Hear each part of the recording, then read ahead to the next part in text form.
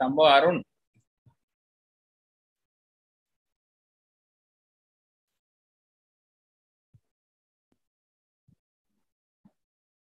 Sir. Good morning, sir. Arun, PowerPoint share பண்ணி பாக்குறியப்பா? Yes, sir. Yes, sir. Yes, sir.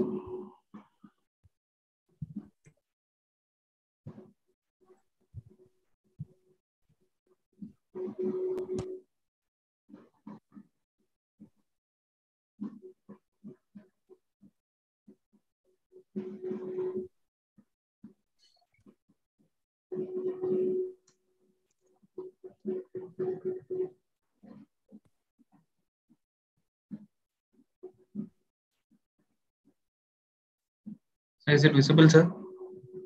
Good part. Go to the end, Kane.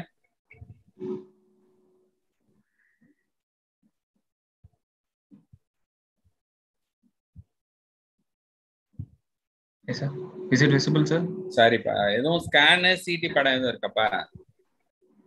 Yes, sir. Available, sir. போடலாமா? போட்டுருமா. Slide add பண்ணிடு. Yes, sir. LFT reports add பண்ணிக்கோ. Ultrasound CT reports இருந்ததுன்னா add பண்ணிக்கோ. ERCP எதுவும் பண்ணிருக்கீங்களாப்பா? ERCP பண்ணல sir. OGD மட்டும் தான் sir பண்றேன். சரி, OGD ல எதுவும் ஃபைண்டிங் இருக்கா இல்ல அந்த ரிப்போர்ட்ட ஒரு ஸ்லைட் போட்டுக்கமா? எஸ் சார், போட்டுறேன் சார். போட்டுட்டு CT ஸ்கேன் இமேजेस இருந்ததுன்னா அத பிக்சர் ஆட் பண்ணிடுறேன் சார். Yes sir. LFT tumour markers biochemistry இருந்ததுன்னா பண்ணிக்கமா? Yes sir. Yes sir. Sure sir. Yes sir. சரி, ரைட். Thank you, sir.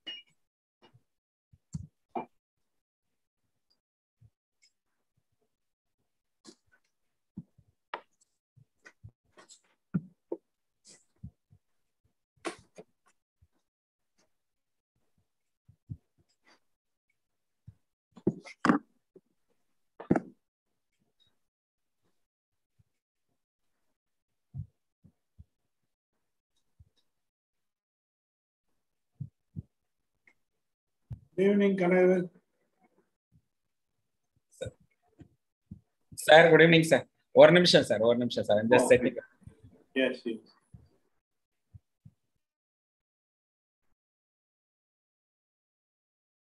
நம்ம அட்ரஸ் இருக்கா? நான் இப்பதான் அஜெண்டாவே பாக்குறேன். கோயில் விசேஷம்.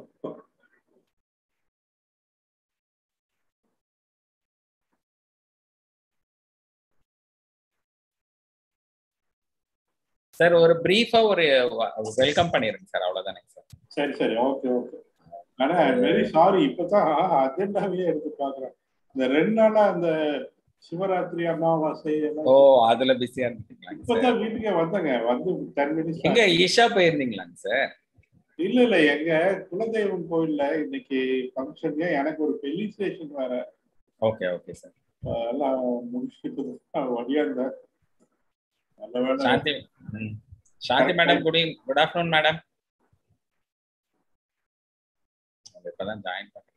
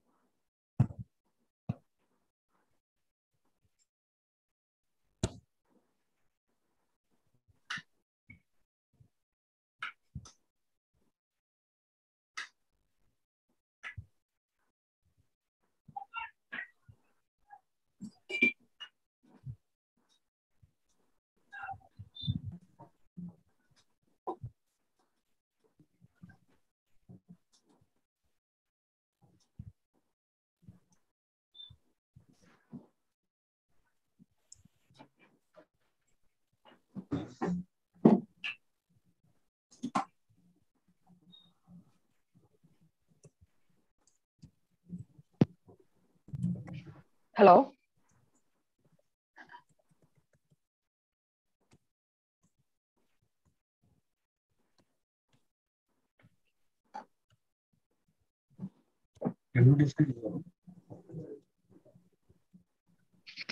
இந்த speaker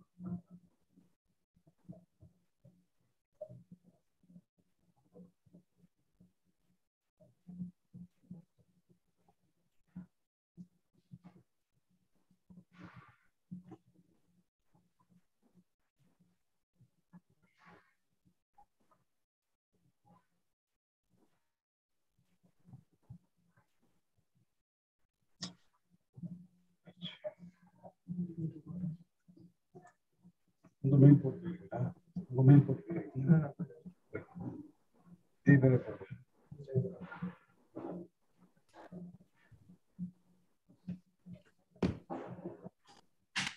Balamurugan, good morning sir. பலபலன் இருக்கீங்க சார்? பலபலன் இருக்கிறேன். கோயிலுக்கு போயிட்டு இப்பதான் உள்ள ஒடியாந்து 5 நிமிஷம் தான் ஆச்சு. கரெக்டா டைம் ஒடியாச்சு. கணேசனுக்கு இன்னைக்கு வெட்டிங் ஆனிவர்சரி. சரி சரி, okay okay sir.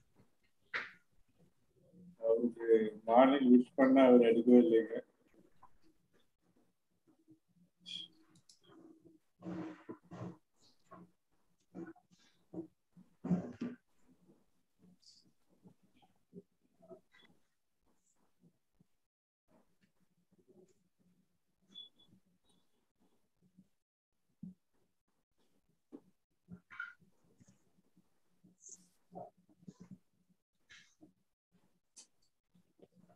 Bala sir, good afternoon sir. Good afternoon Kanakkuvel sir. உங்க வீடியோ வரலையாங்க சார்? இன்னும் ரெடி ஆகலையா நீங்க? இருக்கு. நம்ம பேக்ரவுண்ட் எப்படி கொடுக்குறீங்க? இப்ப நல்லா இருக்கு சார். என்ன சார் அது, நான் உங்களுக்கு ஒண்ணு இல்லை சார், நம்ம ஜூம்ல அந்த கீழே வீடியோன்னு இருக்கு இல்லைங்க சார், ஸ்டாப் வீடியோன்னு. நம்ம வீடியோ இருக்கு. ஆமா சார், அதுல அப்பாற மாதிரி இருக்கு பாருங்க. அதுல போயிட்டு நீங்க வர்ச்சுவல் பேக்ரவுண்ட் போட்டீங்கன்னா வரும். அதுல நம்ம எதுனாலும் சூஸ் பண்ணிக்கலாங்க சார். பண்ணிட்டு பாருங்க. கடல் கரைக்கு போயிட்டீங்க ஒரு நிமிஷம். சில சமயத்துல ரொம்ப ஆடா இருக்கும், தலை மட்டும் தனியா சுத்திட்டு இருக்கோம். இல்ல சார், இப்ப அவங்க போடுறதுல அந்த பிரச்சனை. Saravanan sir, good afternoon sir. Thank you sir. Thank you sir. அனல் பறக்குது பாலா சார். கடற்கரையில இருந்து இப்ப ஸ்பேஸுக்கு போயிட்டோம். புவி மண்டலத்துக்கே போயிட்டீங்க. ஆமா.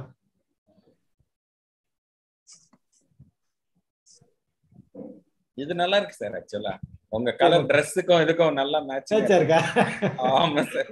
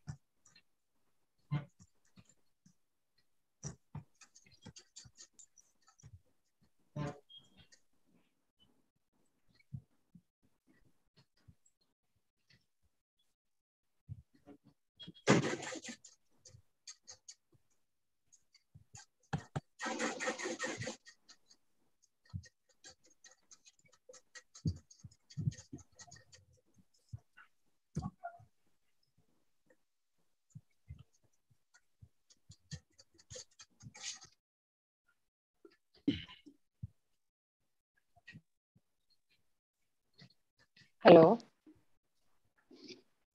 Madam. Good afternoon, madam. Good afternoon. You are able to hear me? Yes, madam. Very well, madam. We are able to see good you. afternoon We are able to hear you well, madam. Thank you. We'll join. Thank you. Madam, few minutes, madam. We are just few minutes. I'll wait. Okay. Yes, madam. Yes.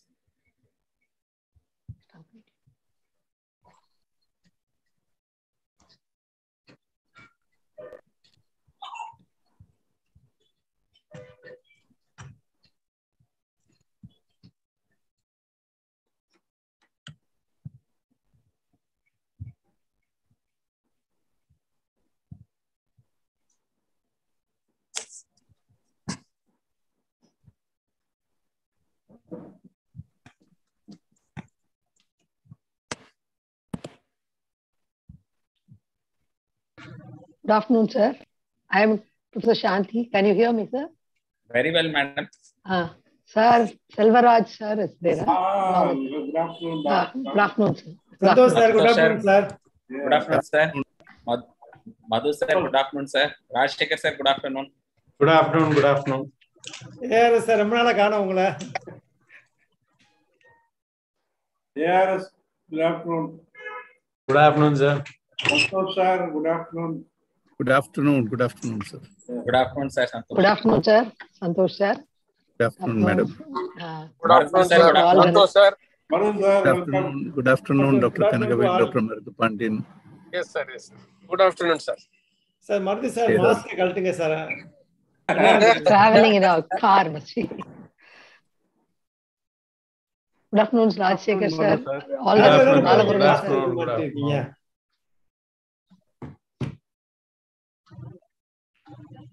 Hello. Madhu, sir. Good afternoon. Hello. Good afternoon, everybody. Good afternoon, Santosh. Good afternoon, Dr. Mathu. Good afternoon. Fine, sir. All well. Sir, good afternoon. Good afternoon, Dr. Karnal, sir. Hi, Madhu, sir. Hi, Madhu Pandin. Hi, all well. Very good. Thank you. Nice to see you. Yes, sir.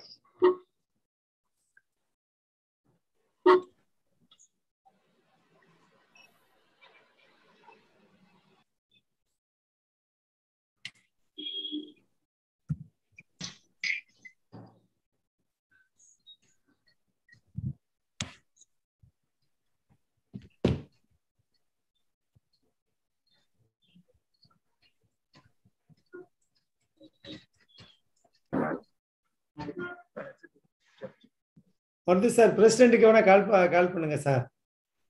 நான் அதை கூப்பிடுறேன்.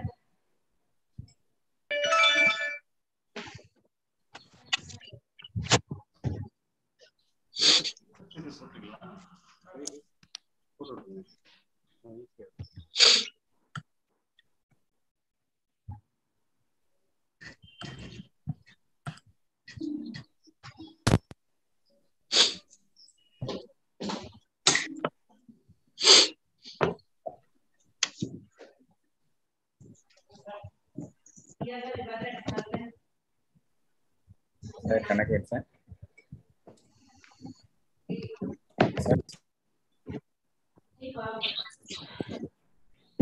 Sir, President sir is in surgery now. He will join after 5 to 10 minutes. Now let us start with our academic chairman, National Academic Council Chairman, Dr. Santosh sir. He will soon come and join, sir. Hello? Hello, Kanaivel? Balamurugan? Okay, sir. Morning, sir. Dr. Our president is in case now. He will not be able to join right now. So let us start with our Academic Council Chairman, Dr. Santosh now. Soon he will join and offer felicitations. Okay, sir. Santosh, sir? Yes, sir. I am hearing, sir. Yes, sir. Yes, sir. Yes, sir. Santosh, sir. Good afternoon. Good afternoon, Dr. Balamurugan. Good afternoon to all. Good afternoon. Oh, Dr. Let us start the Marimutu. program. Yes, sir. Respect Santosh John Abraham, sir, Chairman, Academic Council, ASI, Professor C.P. Madhu, sir, Professor of General Surgery, JSS Medical College, and the faculty members, Professor P.S. Sandhi, Professor Saravanan, Professor N. Tamil Selvan, Professor Manivannan, Professor S.R. Thamodharan, Professor T. Sinivasan, and our Chairman, T.T. Selvaraj, sir, Chairman of Tamil Nadu Chapter Academic Council, Dr. Marthu Pandiyan, sir, Treasurer Marimuthu, and other friends. Now, we will start our program. First program is Tamil Thai Valthu.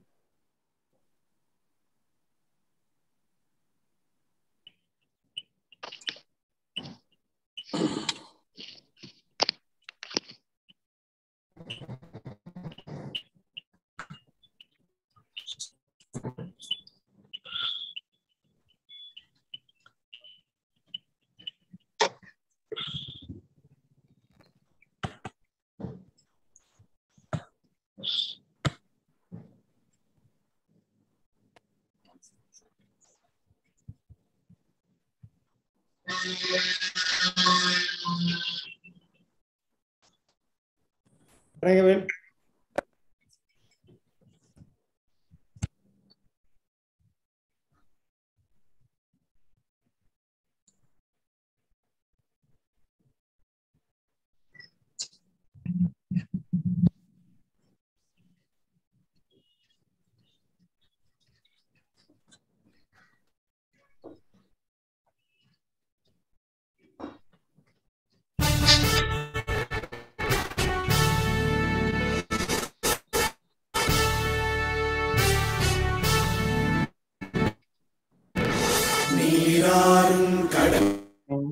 மடந்தை கெழிலொழுகும் சீராரும் மதனமென திகழ்வர கண்டனிதில் எக்கணமும் அதில் சிறந்த திராவிடும் தக்க சிறு பிறை நுதலும் தரித்த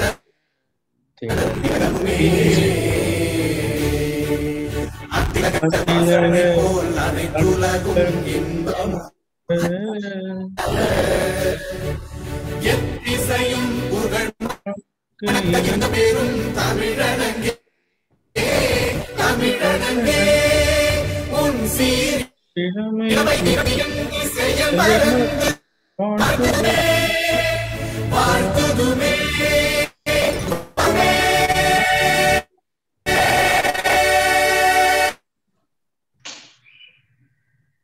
Surgeon's Prayer by Kanagavel.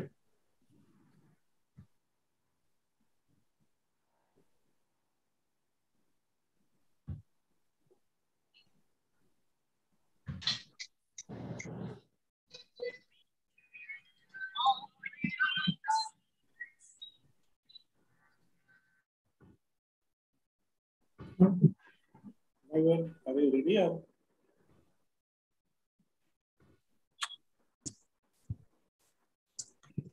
Good evening, friends.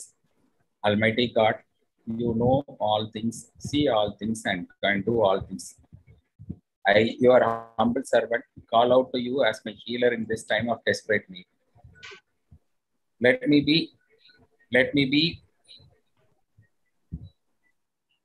Please guide me. Please remain with me during this time.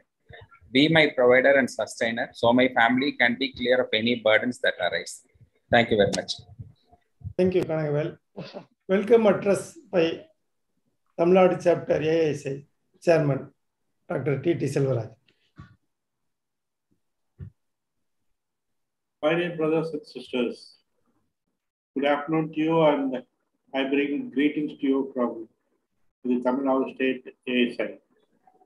And we are proud to launch the PG clinic today and dedicate this program to all. Sorry, sir. Siddesh sir was on the other line. He is not able to join, sir. Sir, Bala sir, you please proceed, sir. He will be joining in a minute, sir. Please proceed.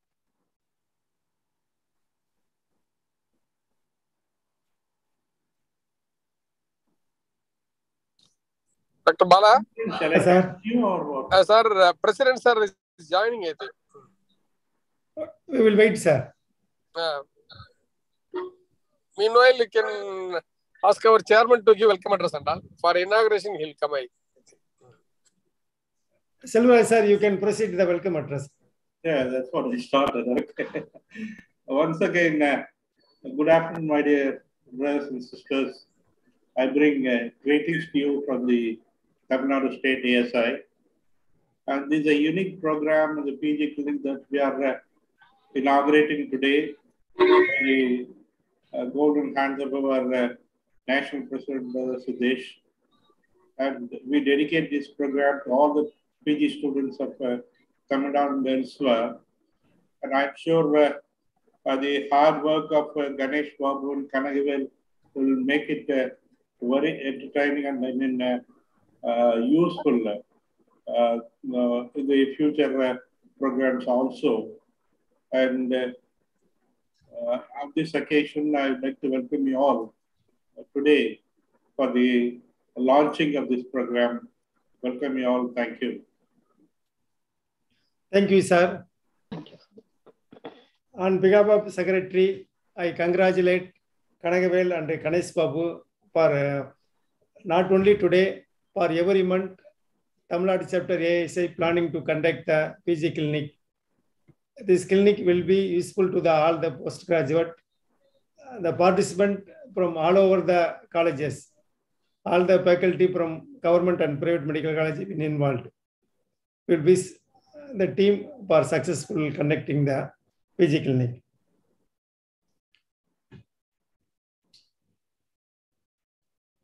Address by Chairman Tamil Nadu Academic Council, Dr. Marthupandian, sir.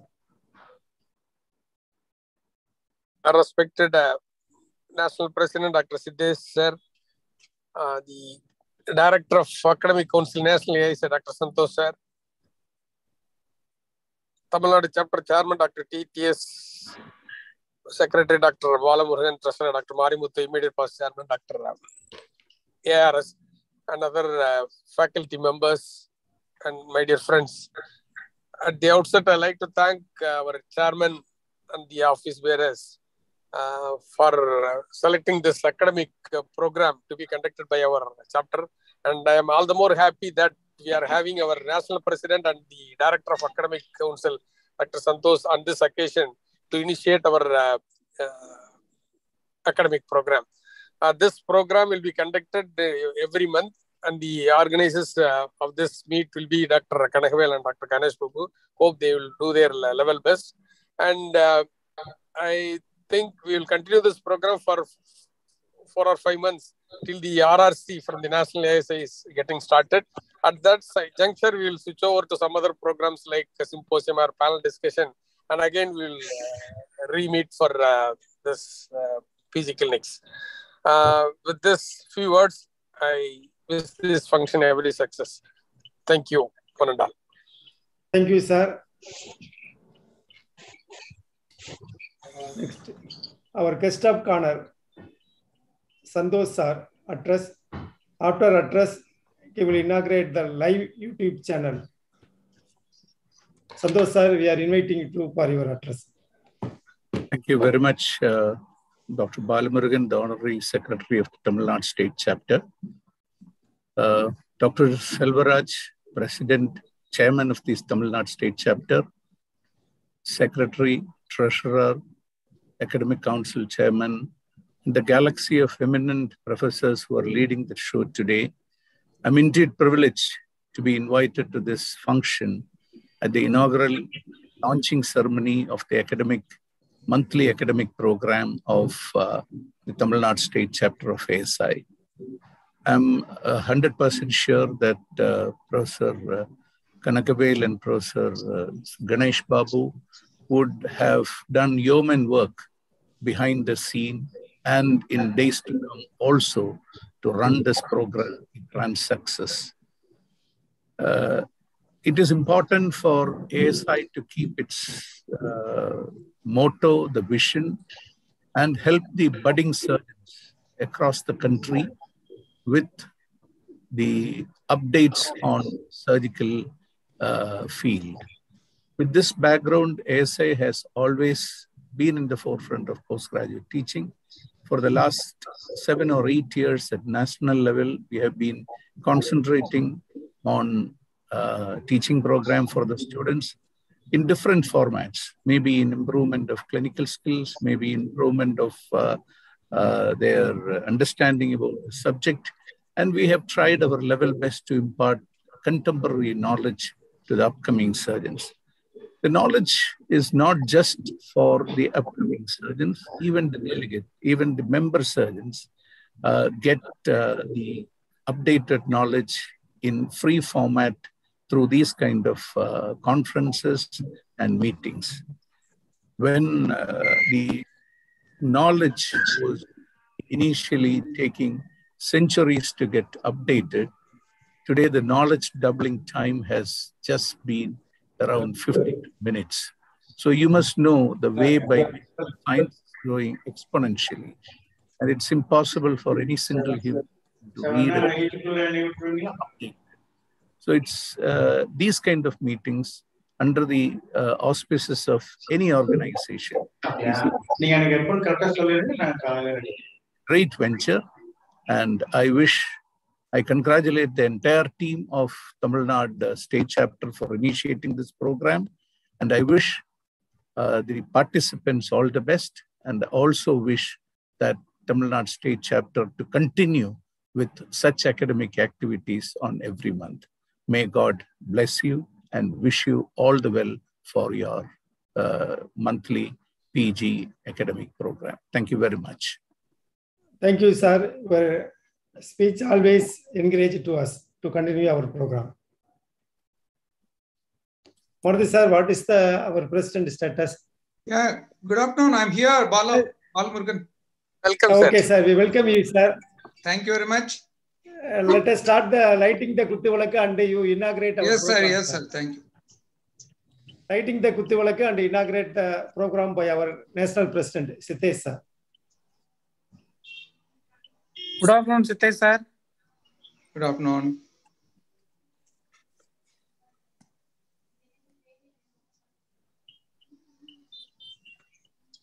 Give me 1 minute. Yes, sir.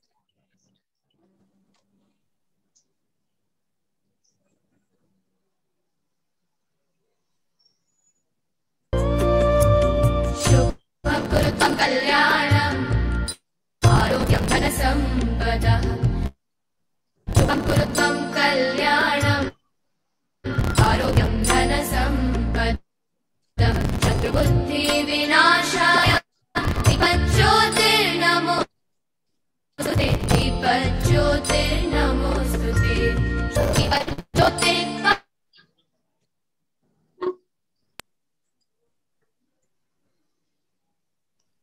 We invite you, our National President, to inaugurate our PG clinic session. Thank you, my dear friend, Dr. Balmurugan. I take this opportunity to congratulate the Tamil Nadu State Chapter, which has taken up this teaching program as their annual event of postgraduate teaching program, especially in clinical medicine on a monthly basis. As I have been told, I think in this era of pandemic, clinical learning has taken a backseat because of the lack of exposure for the last 2 years. Hopefully now the pandemic has coming to an end and we hope to have more physical interaction, and that is a welcome sign, especially in view of the residents who are looking up to come in contact with the patient and the teachers to have physical interaction and demonstration of the clinical science and bedside teaching, which has really been the backbone of learning of clinical medicine. We hope in the meanwhile, the efforts taken by the Tamil Nadu State Chapter, led by none other than the stalwarts. I can see the Academic Council Chief, Dr. Marudhupandian, Dr. Kanagavelu, and at the helm of affairs, the chairman of the Tamil Nadu Chapter, Dr. Selvaraj, and Secretary Balamurugan, with I can see a lot of my friends and familiar faces. Marimuthu is there, and I can see Ganesh Babu. They are all very active in academics. It's really heartening to see Tamil Nadu Chapter taking up this teaching program. So I congratulate all of you and wish you all the best to this program. At the same time, I can see in this inaugural CME program, we have our senior faculty, Dr. C.P. Madhu. I could see his face, who has been my colleague for the last 30 years at JSS.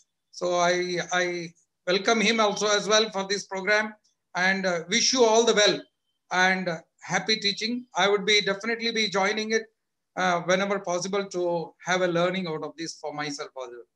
Congratulations. Continue. Thank you very much. Thank you for your motivating address, sir.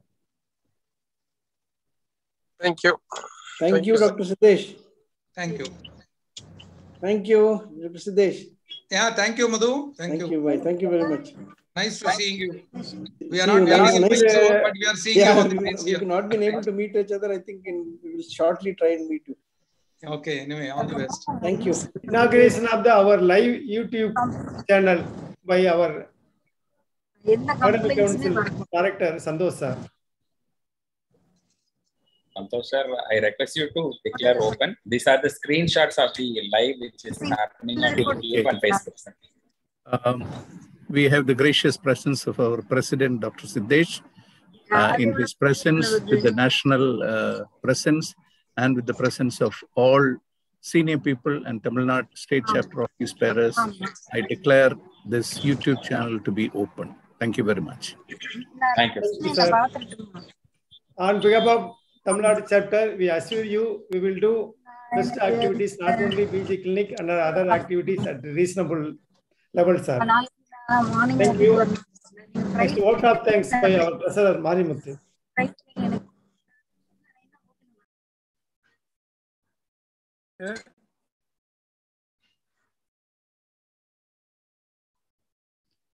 Marimuthu, what up? Marimuthu sir, unmute பண்ணுங்க Marimuthu sir.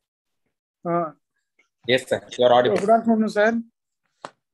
We thank our national president Sitesh sir and academical council chairman sir and our chairman Dr. Selvaraj sir and Marudhu sir and our secretary and convener of this meeting and Ganesh Babu and Kanagavel and all the professors and panelists and teachers and students who are attending this meeting. We thank you all once again.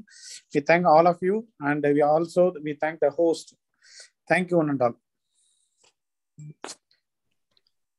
Thank you, sir. We hand over mic to Ganesh Babu and Kanagavel for conducting the PG cleaning. Thank you. Thank you, sir. Thank you, President. Thank you, Santosh sir. Thank you, Chairman sir, Secretary sir, Marudhu sir, for bestowing this honor. Ganesh sir, can we start, sir? Ganesh sir. May I have the honor of inviting the invited faculty. In fact, I should put on record Marudhu sir remembered Madhu sir only as the first invited guest from the other state. We always have the honor of taking our professors in our state. So we have, Marudhu sir has very carefully planned that all the medical colleges by rotation will be involved in this program. They will be contributing by turns to the academics, and students from the PG postgraduate medical colleges of Tamil Nadu will be contributing for the cases by turn. So, ladies and gentlemen, we have the honor of inviting the faculty for the first program. I request Santosh sir and Siddesh sir to stay with us for the academic program as much as possible and contribute for the clinical discussions also. So, I warmly welcome the first PG. First PG is kindly contributed by Dr. Alex sir. Alex sir, the PG name is Dr. Arun Srinivas. The case is going to be on surgical jaundice. He is from Tirunelveli Medical College. The faculty for the first hour will be Professor P.S. Shanti Madam from the Institute of General Surgery, Madras Medical College, Chennai. Professor Saravanan sir, Professor of Surgery from the Madurai Medical College, and Professor N. Tamil Selvan sir, Professor of Surgery and Head of the Department from Government ESI Medical College, Coimbatore. Dr. Madhu sir will lead the moderation and all the other faculty will contribute. So Arun, kindly share your PowerPoint and start your presentation. Faculty, please note the time allotted is for 1 hour long case. The second and third case will be for 30 minutes each. So the initial part will be to go through the presentation history part without halt. And after that, faculty can give their comments, ask questions. Then they are allowed to go through the clinical examination part. Then come to the diagnosis and discuss about the diagnosis. The students are requested to prepare the slides on biochemical investigations and images also. So to all, first case will be for 1 hour. Second 2 short cases will be for half an hour each. We'll have a change of faculty at the end of 1 hour. Faculty, kindly take over. Dr. Arun, good luck to you. Good afternoon, sirs and ma'am. Am I audible? Okay. Anna, we are unable to see your PowerPoint, Arun. Please switch on your video and audio. Is it visible now, sir? Yes, perfect. I am not able to see you, Dr. Arun. Kanagavel, sir, good afternoon. Sir, good afternoon, sir. Good afternoon, sir. Thank Please you for take over, inviting for the first session, inaugural session. I am very Sir. much glad, Dr. Tamil Thanks. Selvan from Coimbatore. Yes, sir. I think Saravanan sir is there. Yeah, am I visible now, sir? There. Very well, Arun. Good luck to you. Please start. Yeah, the candidate is now, I think, visible. Yeah. Start the session. Huh? Yes. Sir, Arun is here, sir. Arun is here. Yeah, Arun, please go ahead. Yes, sir. Good afternoon, sirs and ma'am. Mr. X, a 52-year-old male coming from Tirunelveli presented with complaints of yellowish discoloration of eyes, which was first noticed by a family member for the past 3 months, itching for the past 1 month, and abdominal pain for the past 1 month. The patient was apparently normal 3 months back, following which he developed yellowish discoloration of the eyes, which was gradually progressive and there was no waxing or waning. However, it was associated with history of generalized itching for the past 1 month. History of abdominal pain was present. It was continuous in nature. It was dull aching, located in the upper abdomen, radiating to the back. It is not associated with fever or vomiting. There are no aggravating or relieving factors. History of passing clay colored stools is present. History of a high colored urine is present. History of a loss of appetite is present, and history of loss of weight is also present. There's no history of vomiting or hematemesis. There's no history of abdominal distension, no history of abdominal lump, no history of altered bowel habits. There's no history of passing silver paint color stools. There are no history of prodromal symptoms. There's no history of fever, no history of decreased urine output or altered sensorium. There's no history of breathlessness, chest pain, or hemoptysis. Coming to the past history, patient is not a known case of diabetes, hypertension, bronchial asthma, or epilepsy. There's no history of a previous surgery. There's no previous history of jaundice. There's no history of a native treatment. Coming to the personal history, the patient takes mixed diet. He was a beedi smoker for 20 years. However, he stopped it 10 years back. He takes alcohol occasionally, and the sleep is disturbed for the past 1 month because of the generalized itching. The bladder habits is normal. Family history, it's not significant. Shall I summarize my history, sir? Yeah, you can summarize your history. A 52-year-old male coming from Tirunelveli with a history of yellowish discoloration of eyes for the past 3 months, which was gradually progressive, associated with generalized itching and abdominal pain, which was radiating to the back for the past 1 month. There's history of passing clay-colored stools and history of passing high-colored urine, associated with history of loss of weight and loss of appetite.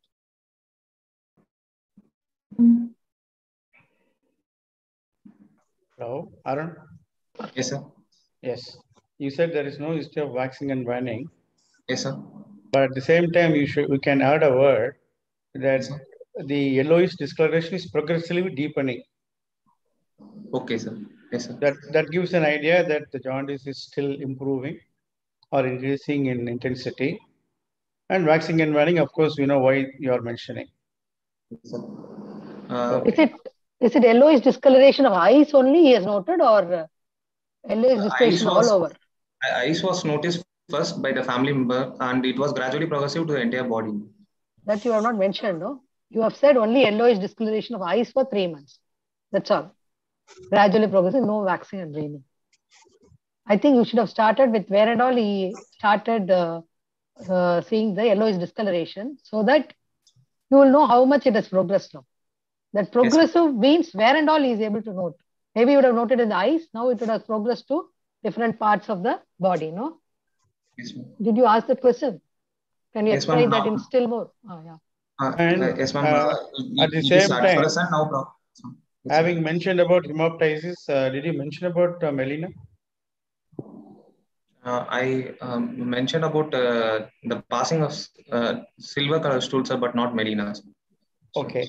And what is the difference between clay color and silver paint? Silver color stools is blood admixed with the clay color stools that is present, sir. In case of an obstructive jaundice, due to a lack of cercobilinogen, it usually passes a color stool. When there is an associated internal bleeding or a sloughing out of tumor, it mixed with the clay color stool gives a silver paint appearance. Okay, go ahead. If there Then are go to the next slide. Pain you have mentioned, no? Go to the next slide. Regarding the abdominal pain, you are telling it is continuous, dull aching, upper abdomen means more on the right side or left side? What do you mean by upper abdomen? Yeah, it was more in the epigastric region, ma'am. Okay. So abdominal pain, how long? You have not mentioned about the duration of the abdominal pain at all in this. Abdominal pain was for 1 month duration. 1 month. What may be the causes for abdominal pain, do you think, in this patient? For this patient, because of is also an alcoholic, there may be an associated pancreatitis with it. Or else, because of the cholestasis and the cholestatic jaundice, for a long period of time can cause hydrohepatosis and pain. Arun, you have already examined the patient and you have the investigation reports. Yes, sir. So if there is evidence for pancreatitis, you can very well come out saying that he has pancreatitis also. You don't say that it may be, like you have investigated, you know about the case. So you can very well boldly come out and say, pancreatitis is there or not. If it is there, you mention, otherwise give some other reason for the pain. What do you think the pain reason for the pain is? See, like if it is colicky in nature, it tells you something. The pain is due to some reason. If it is progressively increasing in nature, dull aching, radiating to back, that gives some idea. So like that, what is the character of the pain? Character of the pain, duration. Coming to character and the progression of the pain and its nature of radiating to the back, it may be the tumor in the tumor involving the pancreas, which is invading the nerves in the retropancreatic region. Yes. So that is how you should answer. Yes, sir. And if it is due to any reason within the bile duct, naturally you will get a colicky nature, right? Yes. And there Yes, may be sir. associated vomiting, reflux vomiting. Yes. So, and if it is due to your alcoholic gastritis, pain may come early in the morning when the stomach is empty. Yes. All this adds to the time of occurrence, nature, whether it is continuous or relieved with some relieving factor. All those things you should add. Yes, sir. So from the history itself, you should give an idea what is the diagnosis could be. Yes, sir. Yeah. Arun, yes, sir. You mentioned it's continuous in nature and dull aching. That means it's quite tolerable, isn't it? Yes, the patient has this pain in the upper abdomen for almost 24 hours a day, but yes, it sir. also radiates to the back. Apart from that, yes, it radiates to the back means normally where it radiates. With this background, yes, sir. radiates to the back in between the scapular region. Yeah, scapular region, isn't it? So yes, sir. It's only radiating. And what is the difference between radiating and colicky type of pain? Colicky, as the sir was mentioning, colicky you get it most probably in a biliary colic, isn't it? Radiating, yes, few things like what you mentioned about, even in advanced cases of carcinoma under the pancreas, as already mentioned, you can have radiating pain. Even that radiation is also continuous. Apart from the upper abdominal pain, usually the pain is more at the back, as you said, because of the involvement of splanchnic nerves, isn't it? Yes, and yes, what exactly do you mean? Why did you mean, ask that word, not associated with fever, or you should put it as not associated with nausea, vomiting, or fever, isn't it? Yes, sir. Anyway, yes, fever, what was in your mind when you asked for fever in this particular case? Sir, pain with the jaundice, we have to rule out cholangitis, sir. Just to rule out fever, cholangitis. That is one fact. Number two, I don't know whether should you ask the history of, did you ask a leading question in this patient? No history of abdominal lump. Somewhere you mentioned. Yes, sir. I asked. Maybe in the next slide. Yes, sir. In the next slide I have mentioned, sir. Okay, now I think you've repeated it. No history of vomiting. I mean, as far as possible, the negative history is just put it in 1 or 2 sentences instead of putting no history, no history, no history, isn't it? Again, you repeated no history of fever. Yes, just make you sure, because you already mentioned no history of fever, no history of nausea. Just to teach you in the examination, when you say this, try and cut short and just see whatever you want to just present it like this, because you've repeated certain things here. And no history of abdominal lump. What is in your mind? Is it necessary to ask the patient, do you have an abdominal lump? Not necessary also. Not necessary. Unless the patient comes out as a leading, or they may tell you have got a mass there, or yes, he was gone to some other hospital and he was told that to have an abdominal lump, isn't it? Yes, so just keep that in case if the examiner asks you, did you ask for the history? And you should be able to say in the examination, what is that lump and why did you ask this question? Isn't it? What do you mean by no history of prodromal symptoms? The same thing, constitutional symptoms, right? So you try and repeat, there are certain things. I mean, otherwise it's fine the way you've gone around, but don't repeat the same things again. Why history of decreased urine output? Urine output and altered sensorium. Why is it necessary to ask in this history? It's necessary to ask. See, it is a case of surgical jaundice. Yes, this may be relevant in medical jaundice. Yes, not in this. Decreased output and altered sensorium. Altered sensorium, not and this prodromal symptoms, normally we say it is something related with medical diseases.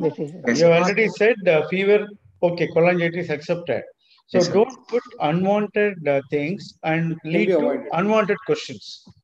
Okay, sir. Sir, excuse me, sir. Sorry, Dr. Siddeshwar, you can ask questions directly. I could see him posting in the chat box. Thank you, I thought I should not be coming in the way of the examiners. Sir, No, they no, are no. all your colleagues, sir. Colleagues, No, yeah, you it's fine. can. It's fine. I just, they can, because it should not add confusion. Now, my point was very clear.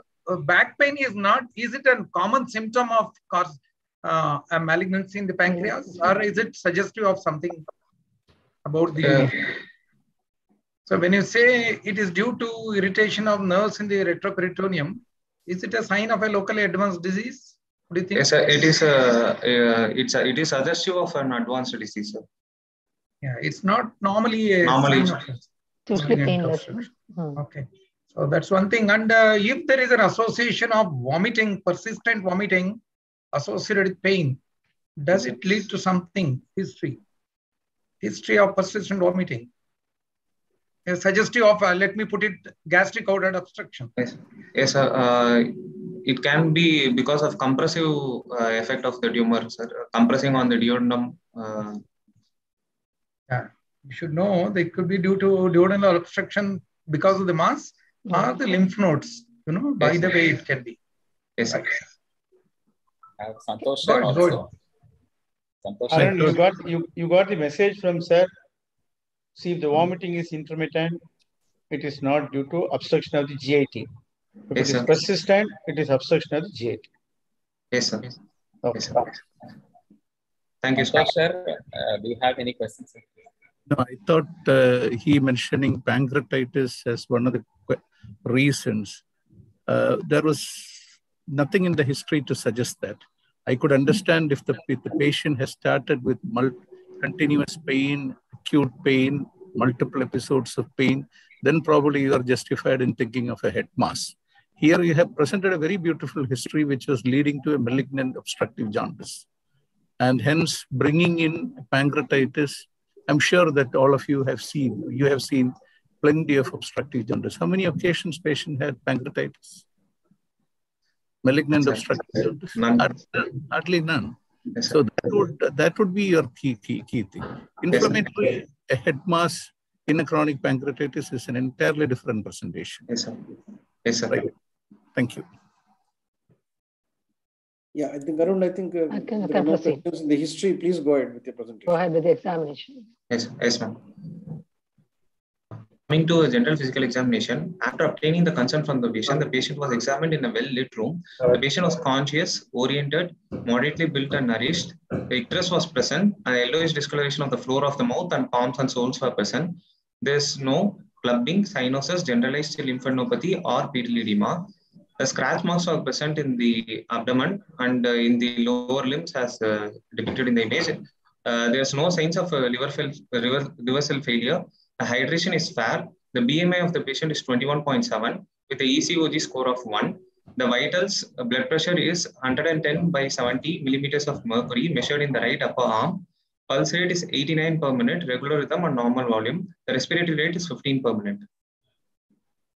Coming to the abdominal examination, after obtaining the consent from the patient was examined after exposing the patient from the nipple to the mid-thigh region. On inspection, the abdomen is flat. Shall I continue?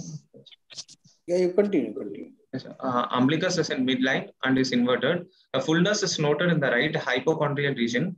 There is a restriction of movement with respiration in the right hypochondrial region. However, all other quadrants moves with respiration. There is no visible gastric or intestinal peristalsis.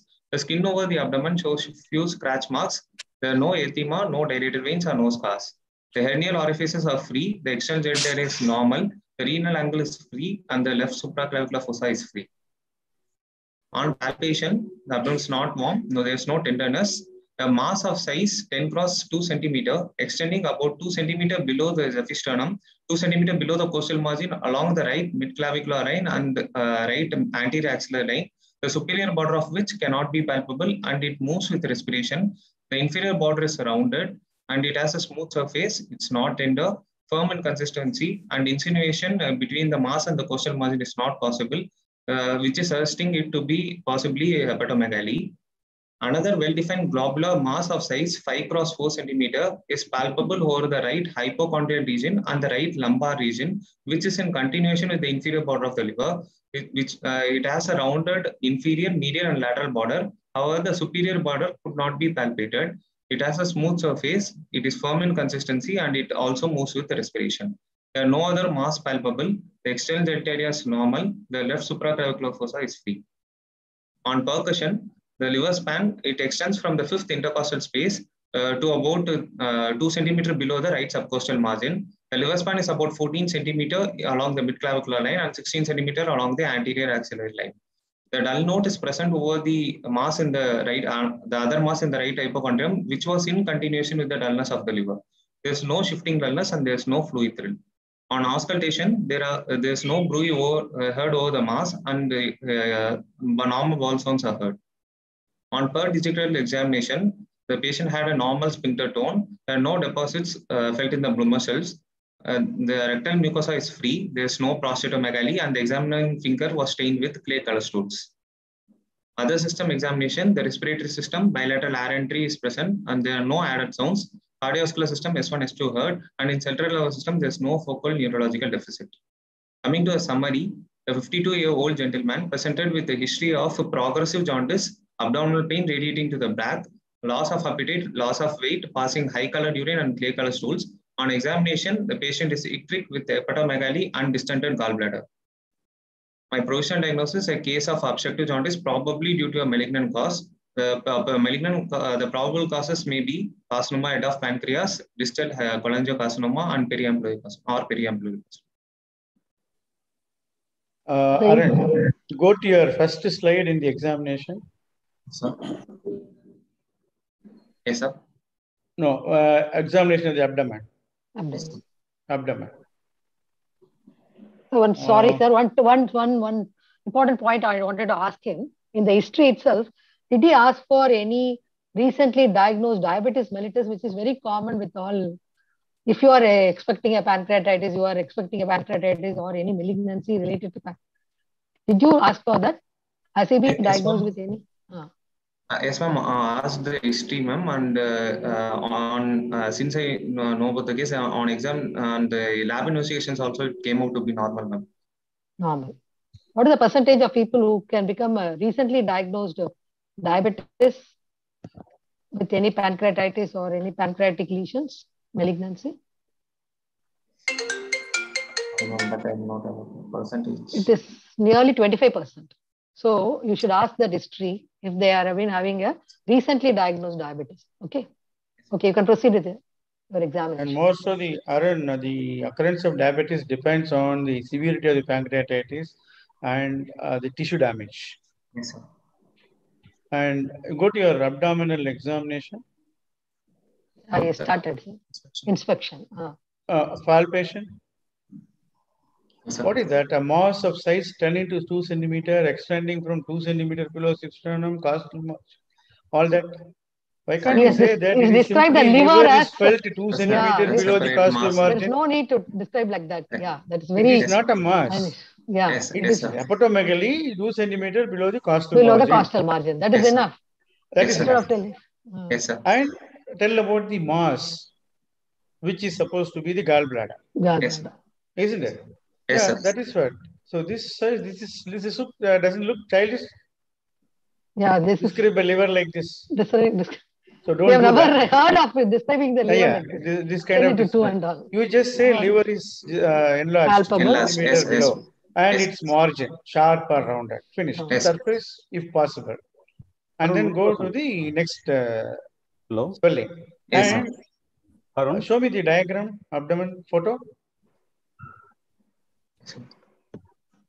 One minute. I am just. It is getting. See, you said that there is a mass below the liver. You have marked it with a marker to show us a globular mass. That would have been a better presentation. So sorry, we all, sir, by looking at that, we'll all know. Sorry, sir. No, sorry. It is again another teaching program. Yes, sir. They're all telling how to present in a better way. That's all. Yes, sir. You are doing in a good way. We are making you to become better. Yes, sir. Yeah. No Second thing, same marking around. What you can do is, whatever you describe, yes, sir. the right hypochondrium. Clearly, what we all understood that what you want to tell us was the patient has got hepatomegaly. The yes, same sir. thing in the diagrammatic representation. If you put like that, and the gallbladder, probably it is just description. You can self-description saying that whatever is true. At the postgraduate level, you can always say the patient has hepatomegaly, isn't it? Yes, so sir. it looked as though that you are trying to describe something here. All of us are waiting to hear what is that mass is trying to describe, isn't it? Okay, we are so inquisitive, but the way your presentation, we thought something else. The way you presented this mass, we were all inquisitive. Oh, this could be something else apart from this. Anyway, good. Okay, go ahead. Arun, one question. Arun, next slide. Hello. Yes, sir. Yes, sir. Next slide. One question. Yes, sir. Please, sir. What is the specialty of gallbladder swelling, inspection and palpation? Between inspection and palpation of gallbladder, distension and mass. Which one is well seen, which one is well palpated? A gallbladder is better seen, sir. But because of the distended gallbladder is better seen, sir. But because of the habitus of this patient, I could not visibly see that distended. What is the habitus? What is that? You didn't get Sir's point. Yes, sir. Which gallbladder is felt or seen well, whether it is distended or a mass. Mass means it will not be felt. It would have been contracted. Yes, sir. If it's pure due to obstruction, distension, it will be a nicely palpable gallbladder. Yes, sir. If it is a nicely palpable gallbladder, it is more likely due to obstruction. That is what Sir wanted to say. Yes, sir. Yes, sir. Yes, sir. Yes. Now go to this is there case, any more questions? Can you differentiate? Yes, you are not able to. Okay. Next slide. Next slide. Yes, sir. Next slide. Rectal examination. Yes, sir. Can I ask what is that Blummer's shelf? Yeah, and that's correct. What it is a rectovesical pouch where there is a possibility of metastasis to occur, sir. So you mean to say that is the rectovesical pouch is Blummer's shelf? Is the other name for rectovesical pouch? Is that you wanted to say? No, sir. No. See, no deposits felt in Blummer's shelf. So by this, I understand the other name for rectovesical pouch is Blummer's shelf. Is it right? No, sir. No. Then what is it? No evidence of Blummer's shelf or no deposits in the rectovesical. Either of them. See, Blummer's shelf is the name given for the deposits. Deposits. You can say deposit in the rectovesical pouch or Blummer's shelf present. Either of them. That's all. Okay. And then you said the rectal mucosa free. Why? See, you are a postgraduate. Each and every word you utter, you should have a reason or explanation. To rule out any mass per rectum. That is not usually. That you can do you are doing a rectal examination. Yes, sir. Then why you want to say mucosa free? What is the best way of putting it very simply? Very simple on digital rectal examination. What if instead of putting all these details, isn't it? What is that you want to look for in this particular case? As you mentioned, presence of instead of putting rectal mucosa and all, very simple way on rectal examination, you are not able to see any palpable mass. The mass, yes. Isn't it? That is a very simple way instead of explaining rectal mucosa. Then you might ask other questions. In which are those conditions where the rectal mucosa is not free? Isn't it? So just put whatever you want to say it in a very simple way. Only positive findings should be put in. Negative findings just omit. Only when you are asked, you say about it. Yes, sir. Yes. Before you go on, sir, before you go on, is there any palpation? Supposing you palpated the gallbladder, will there be any lateral mobility? Are you able to hold the gallbladder, move to a certain extent in a distended gallbladder? Side to side mobility is present, sir. Present, correct. No, all of us agree with that. Have you mentioned somewhere here? I have not mentioned it, sir. Not mentioned. I think probably it's better you mention this point that goes in favor of a distended gallbladder. Okay? Yes, sir. Okay, good. What is Purvaisius law? So in a case of an obstructive jaundice, if there is a palpable gallbladder, it is seldom due to stones. It is seldom due to stones. Yeah, why so? Because due to sorry, sir. Am I audible, sir? Yeah, you are audible. audible. Some interruption is there. Yes, sir. Because of the stone will cause a recurrent infection, and it will cause the fibrosis and contraction of the gallbladder. So if there is any distal obstruction, there won't be any dilatation of the gallbladder. Distension of the gallbladder. Distension of the gallbladder. Yes, sir. Distension of the gallbladder present, sir, because the gallbladder is already contracted due to repeated infections. Okay. What are the exceptions for Kurvaisi's law? A double impacted stone, which where there is a stone impacting on the cystic duct as well as in the CBD. It will cause, because of the obstruction in the cystic duct, it will cause a mucosal of the gallbladder, and because of the obstruction in the CBD, it will cause an obstructive jaundice. So there will be an obstructive jaundice which is caused by a stone, but it is but the gallbladder is palpable. Similarly, it can in a oriental cholangitis due to liver fluke infection, there may be occurrence of a primary CBD stone which can occur due to the oriental liver fluke. That may cause the distension of the gallbladder with obstructive jaundice, which is caused by a stone. So, similarly, there is another condition where the mucosal of gallbladder is already present, it can also be associated. So what is the best investigation to pick up a mucosal of the gallbladder? Ultrasonogram. Okay. Arun, one question. Yes, sir. Arun, you have Yes, said sir. mucosal of the gallbladder. What are Yes, the sir. various types of gallbladder due to some pathology or disease that may intervene your surgical interventions? One is mucosal gallbladder. What else we can Yes, sir. get with suprarenal infection or blood supply, reduced blood supply, or position of the gallbladder, or Yes, sir. calcification of gallbladder? Can you name it? All the things? Yes, sir. Cholesterolosis can be present. No. Porcelain gallbladder. Porcelain Porcelain. gallbladder, where you cannot do anastomosis in case of palliative Okay. surgery. Okay. Okay, Similarly, empyema gallbladder, you Yes, sir. cannot anastomosis. Similarly, mucosal gallbladder. Why mucosal gallbladder? You cannot do palliative anastomosis. Why? Because other cystic duct obstruction is not a functioning gallbladder. The functioning Yes, is sir. impaired. Yes, sir. Similarly, intrahepatic gallbladder. Okay. Due to the position, high Yes, sir. position, you cannot make anastomosis.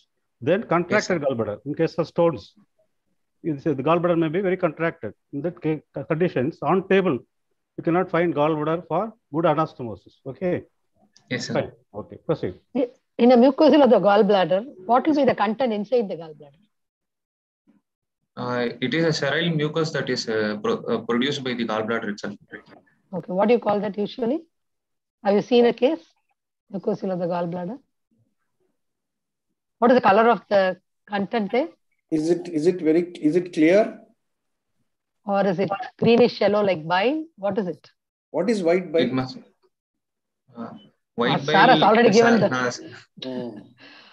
Sarah has given the answer for you. Okay, Yeah. okay. It's called Yes, white bile. Yes, Because it's only the mucus secretions, not the real bile is not coming inside. yes, No? What are the other causes for this exemption to the Kurvaisi's law? No, you said only 3 conditions, like Yes. double impaction. You said clonorchis or some liver flukes.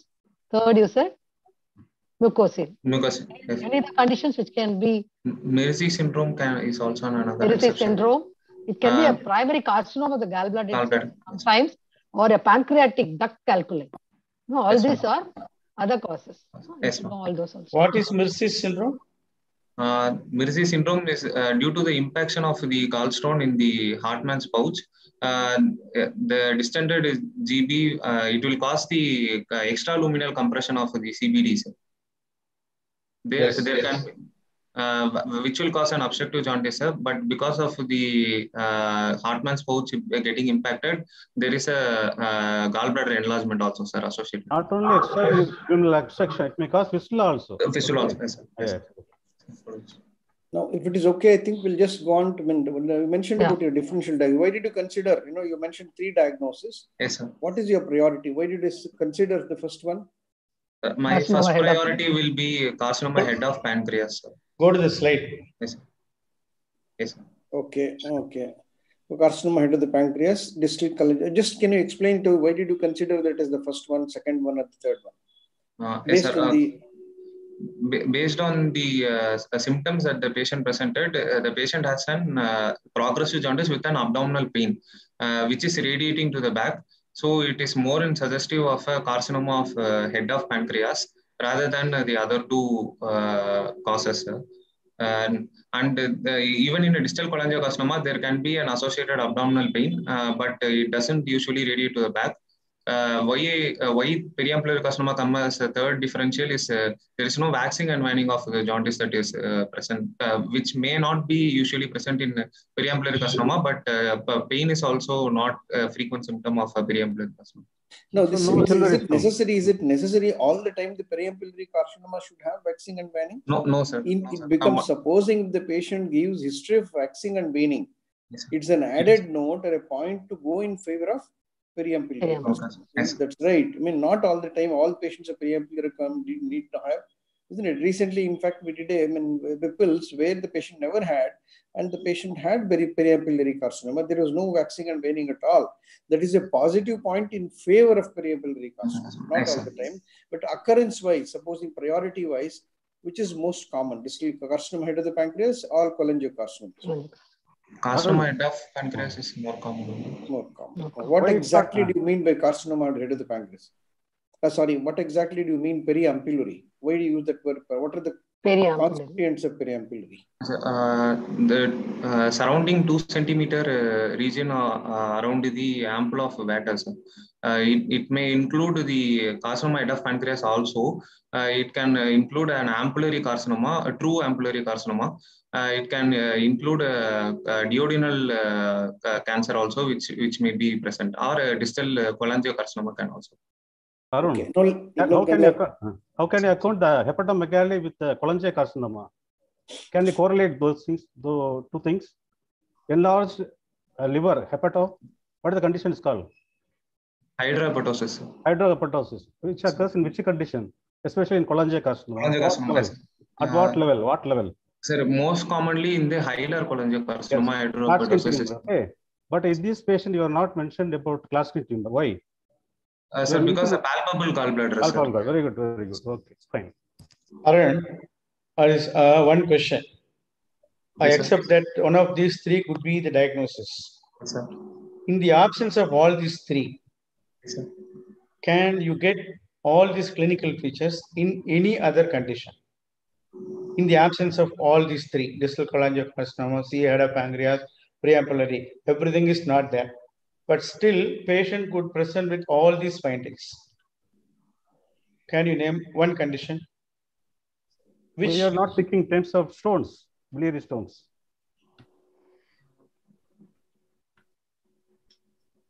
Not sure, sir. Okay, no problem. I'll just tell you.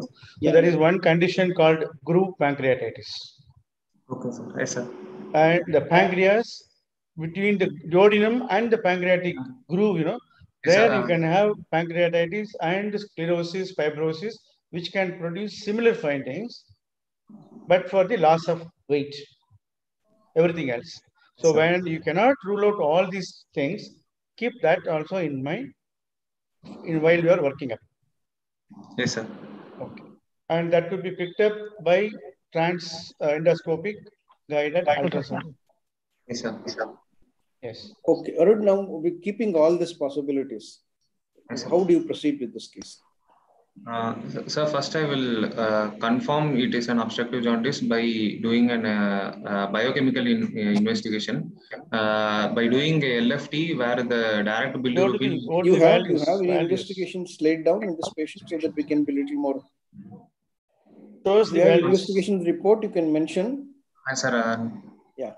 Yes, sir. The LFT for this patient was 23.1, sir. With the direct bilirubin of 17.4 and indirect bilirubin of 5.7. Can I come in? Yes, we sir. are going Yes, to sir. investigation. Yes, sir. Whether the diagnosis has been complete, because we have to talk about the liver mass.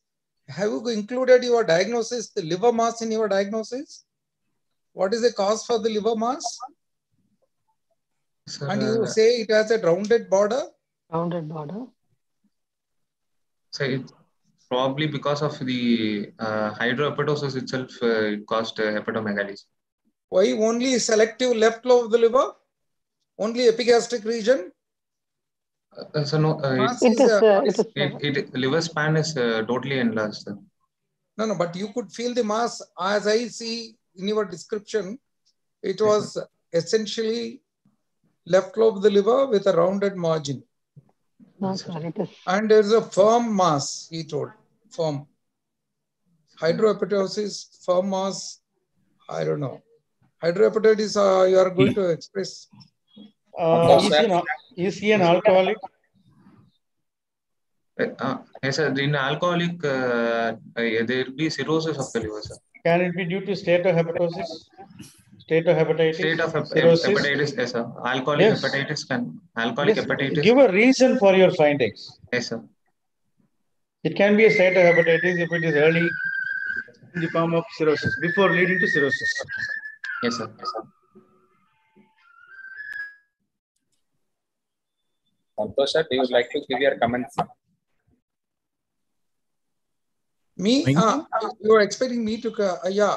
Yes, sir. Yes, sir. Please Yeah, give your with comments, this sir. mass, I Yes, think a student has to include his, in the diagnosis, the cause for his mass, liver mass. That's my point. He has to say whether it is secondaries. He has to keep in mind whether he has to keep in mind the possibility of a secondaries, because it is unequal enlargement of the liver with a rounded margin, and especially the left lobe, which is not uniform. So I would keep a possibility of secondaries. So here we should mention it that it is possible secondaries in the liver. So that's my point. I just wanted to say. Yes, sir. Sir. Yeah, I think he made a reasonable presentation, except for two things. He could have got away with just mentioning that there is a hepatomegaly 2 centimeters below the costal margin, which would have saved him from all the confusions regarding presenting as a separate mass, as has been questioned by all the examiners, number one.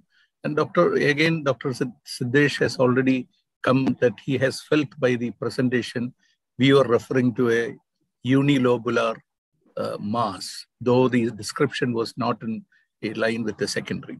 Second point is that you mentioned that the right side of the abdomen is not moving compared to the rest of the abdomen, which was again an unwanted statement, and there is no reason why there is a selective deficiency of movement on the right side in a obstructive jaundice due to a malignant etiology.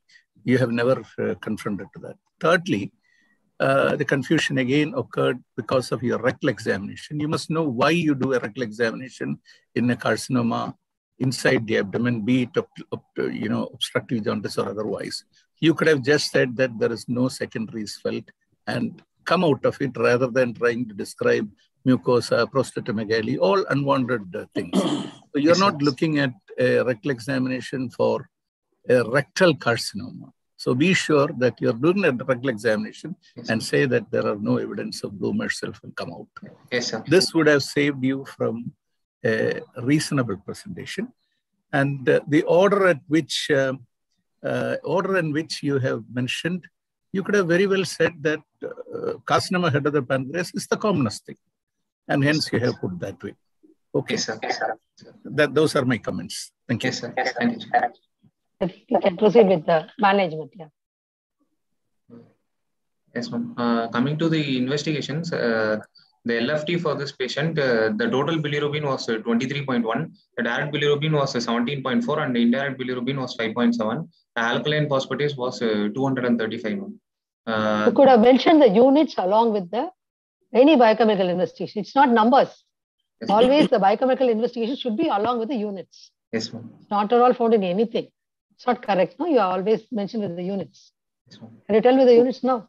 Yes, ma'am. Total bilirubin is 23.1 milligram per deciliter. The direct bilirubin is 17.4 milligram per deciliter, and indirect is 5.7 milligram per deciliter, and alkaline phosphatase is 235 units per liter. What is it? Arun, can I say something? Yes, sir. I don't know. I mean, you're putting the enzymes in normal SGOT. Do you really expect enzymes to be normal in this case? In an obstructive jaundice case, the liver enzymes can be normal. But here the hepatomegaly is there. Yes, associated. You also commented about possibility of hydrohepatosis or thinking of secondaries also. And second thing, probably, you would have expected alkaline phosphatase also to go up a little high, isn't it? With the bilirubin of 23 and, very intense jaundice, isn't it? Okay. Then what about alkaline phosphatase? Do you get alkaline phosphatase only in these cases, or any other conditions where you can get a high alkaline phosphatase? Alkaline phosphatase is, can be high even in some bone lesions, because it is produced both in bone, GI, and liver. How to differentiate them? Based on the level, usually bone lesions won't exceed 100. Not only that, you can have placental alkaline phosphatase also. There are about 5 different types of alkaline phosphatase. So when you are talking about alkaline phosphatase, in other cases, not here, we should test for the other fractions of the alkaline phosphatase, bony fraction, placental alkaline phosphatase, all that. And only thing, what is the test 5 alpha? Alpha reductase. If that is there, it is from liver. Okay. Proceed. Kanavel sir is indicating that we are lagging in time. Okay. Anyway, go ahead with your imaging. What are the imaging modalities that in this particular case? I think as far as liver function is concerned in an obstructive jaundice, 2 more factors are extremely important. One is albumin and total protein and albumin, and second is INR. Both these things do have a direct implication on the liver function. And I don't think we should just stop it at that level and then move on to urine analysis, ultrasonogram, and CT. Yes, sir. Yes, sir. Coming to urine analysis, the investigations that can be done include the test for bile salts and bile pigments, which include Hay sulfur test or Fauci's test. And it can also, we can also include the presence of urobilinogen, absence of urobilinogen in case of an obstructive jaundice by Eldridge test. Arun, because in the paucity of time, I think can we just have imaging, ultrasound? Imaging, ultrasound, go on to ultrasound. Just tell us the medium. Ultrasound. What is ultrasound? Yes, ma'am. The ultrasonogram this patient actually was referred after taking the CCT and an MRCP outside. They have not done an ultrasonogram. They have directly proceeded with the CCT and MRCP out in an outside institution. Okay. So the patient, Arun, I would come in here. Yes, see, you were handling the patient first before the imaging was done. And what would be your first imaging modality you would have done after a clinical examination with LFT? Yes, I will proceed with an ultrasonogram first, sir. Okay. Having done an ultrasound, if I give you there is a mild epitomically uniform with dilated bile duct and dilated. So there is nothing much about mention about the mass. What will be your first investigation? Whether you go for a CCT or MRCP? In this particular patient? In this particular patient, and after USG abdomen, I will proceed with the CECT abdomen. Oh, okay. Listen to what Dr. Siddesh has said. With a dilated, extrahepatic biliary irritation, no demonstration of stones, no demonstration of stones, he said. And then you have a dilated intrahepatic, extrahepatic biliary tree. What are your options? That's what he said. With no mass detected, what's your option? USG usually is it CT or MRCP or EUS? So EUS is an invasive investigation. So first I will not proceed with an invasive one, sir. I will proceed with a non-invasive technique. Most probably, I'll stick with CECT. Okay. I think you are fair in asking for you can remember. Yeah. You can remember this way. If you want to study the solid organs, go for MRI. If you want to study the hollow viscous, go to CECT. That is better. And especially here, MRCP will be better. If stones are not demonstrated in ultrasound, yes, sir, chances of you picking a non-opaque stone in CT may not be of high rate. That is why most of us would rather think in terms of an MRCP than a CT scan. Yes. On the other hand, things would have been a slightly different thing if stones were demonstrated. So that precisely would be the answer to Dr. Siddesh's direct question. Exactly the point. But I would do a CT scan in this patient having obstructed obstructive jaundice with a distal CBD obstruction, I would look for a CA head of mass, but at the same time saving the investigation for the patient. So go for evaluation of the mass. Go ahead. Tell about the CECT. Yes, sir. In the CECT, we can see a distended gallbladder along with the extra EHBRD associated with it, sir. In these two images.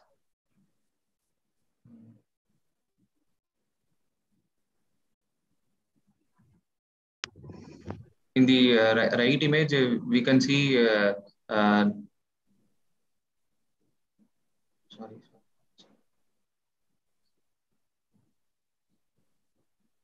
There is a presence of indentation in the when we approach the ampulla region. Unfortunately, if you really look at the liver, there is hardly any intrahepatic biliary dilatation. Yes. Hardly any intrahepatic biliary dilatation. Yes, In these kind of presentation, it is better that you put one single slice which will convey a specific meaning. Your discussion will go differently. In showing this, what I would pick up is that there is no intrahepatic biliary dilatation. That's what I see. But there is certainly extrahepatic biliary dilatation. Yes, sir. Go ahead. Sir, with this, the CECT, it was reported to be presence of extrahepatic biliary radical dilatation with possibly an obstruction in the periampullary region, sir, with the dilated GB and GB wall edema and mild hepatomechanism. How will you enhance the pancreatic image by giving anything orally? Pancreatic image, how can you enhance it? We can give water or mannitol. Okay. Yes, sir. 700 ml mannitol or water you can give. Then it will enhance.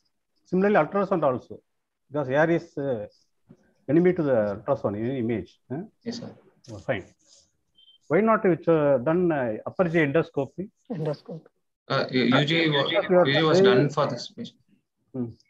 So it showed. Tell us the report. So it showed only pancreatitis, sir.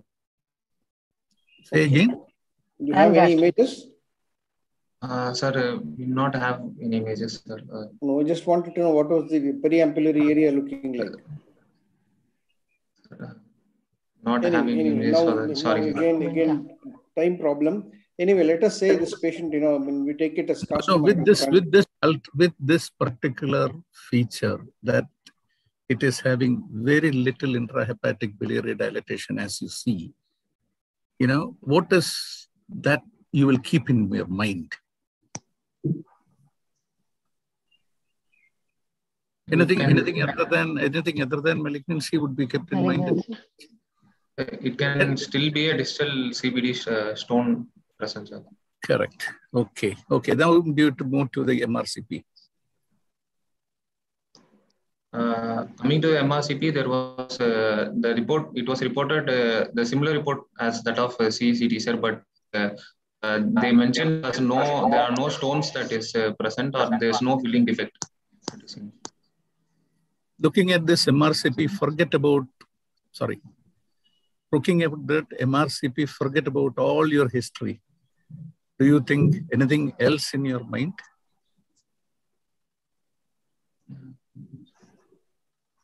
You're all directed towards, have a free mind when you're looking at, Especially see the lower end of the CBD, dilated CBD. How it is there? It is tapering, Yes, sir. What we can cut off sign? What could you do to? Yes, cholangiocarcinoma, periampullary. Yes. Okay. Yes. Okay.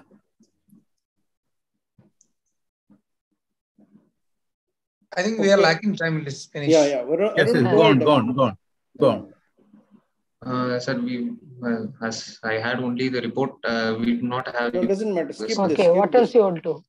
Skip this and go on to the management exactly. Now, Anything has been done? US has been done in this patient? Yes or no? So US is planned, sir. It's yet to be done, sir. Okay, doesn't matter. Just tell us what are the advantages of US? It usually picks up lesions of a smaller sizes, which is present in the head of the pancreas. Probably less than 3 centimeter, it can pick up the lesions, and it is useful in T staging of the disease. Yeah, okay. We can do an guided FNAC for confirmation you of can that. always do an FNAC, attempt an FNAC. And what are the other things? Will you tell you about something about the management part exactly? Yes,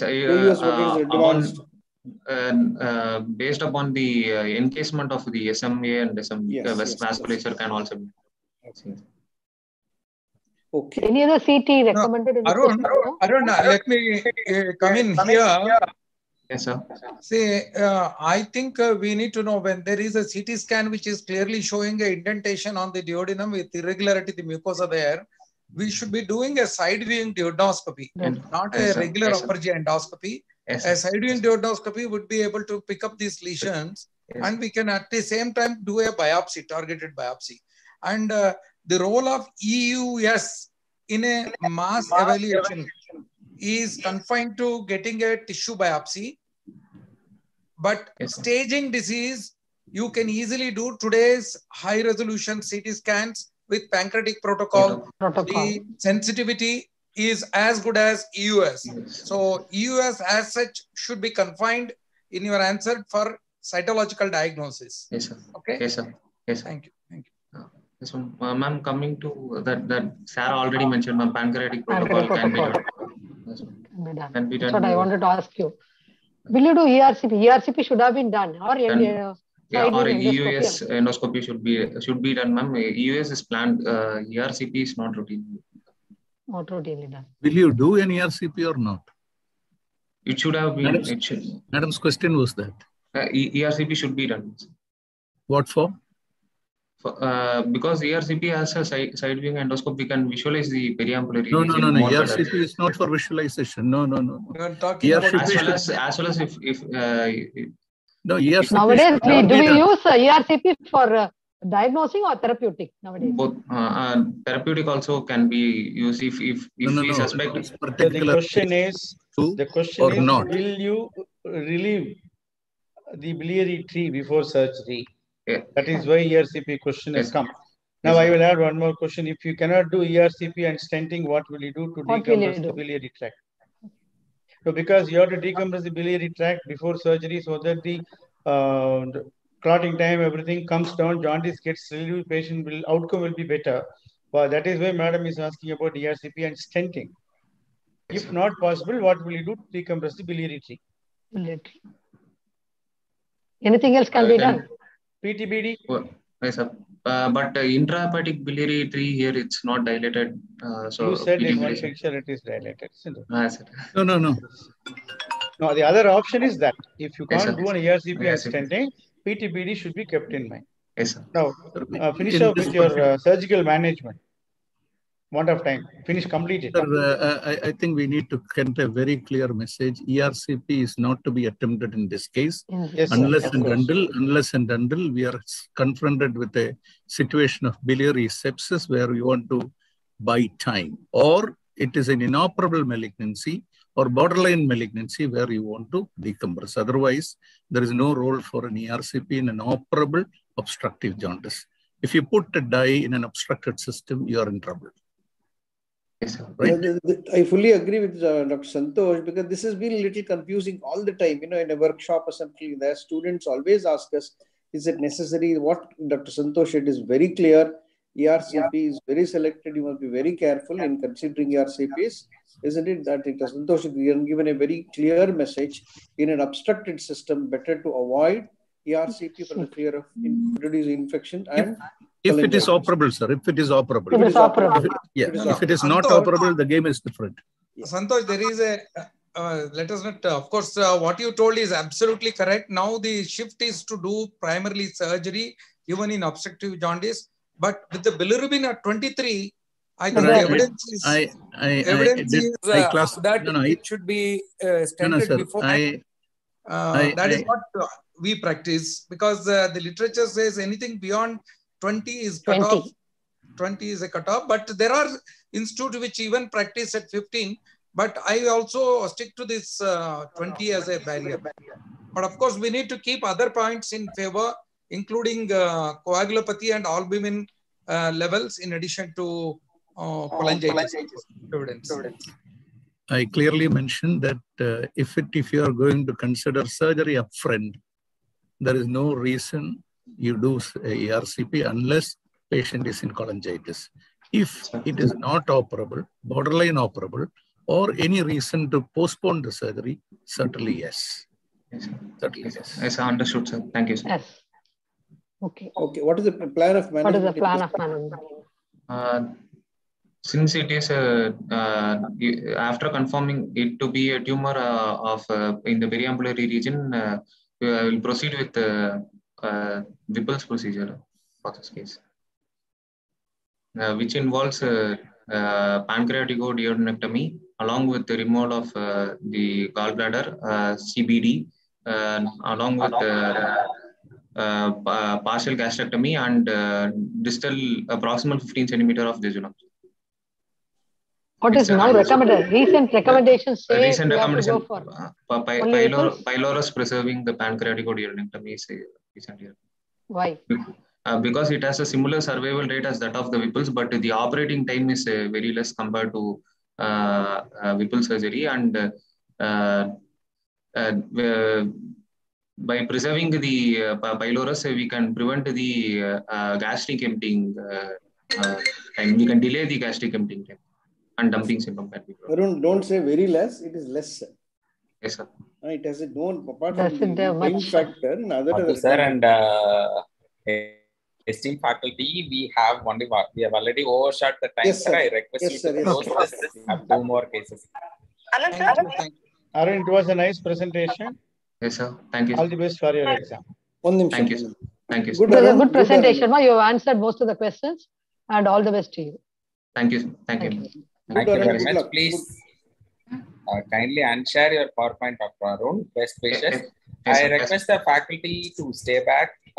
We expect one of the faculty for the next hour, Professor Srinivasan sir from Coimbatore. Warmly welcome you, sir. Thank you for joining us. We are expecting Damodaran sir and Manivannan sir to join us shortly. They have some inspection in the college. They will be joining us. I request the faculty to continue. We have 2 more presentations as a short case presentations. It will be for 30 minutes time. So faculty, kindly plan accordingly. Can I request Dr. Gopinath? Dr. Gopinath is a PG resident from Government Mohan Kumaramangalam Medical College, kindly contributed by the HOD Professor Vijay Kumar sir and the head of the unit, Professor P. Sumati ma'am. Can I request Gopinath to introduce himself, start his presentation? Shanti ma'am, please stay back, ma'am. I request Tamil sir also to stay back and continue the discussion. Okay. Thank you, ma'am. Thank you. Gopi, good luck to you. Please share your PowerPoint and start your presentation. Madhu sir, please take over.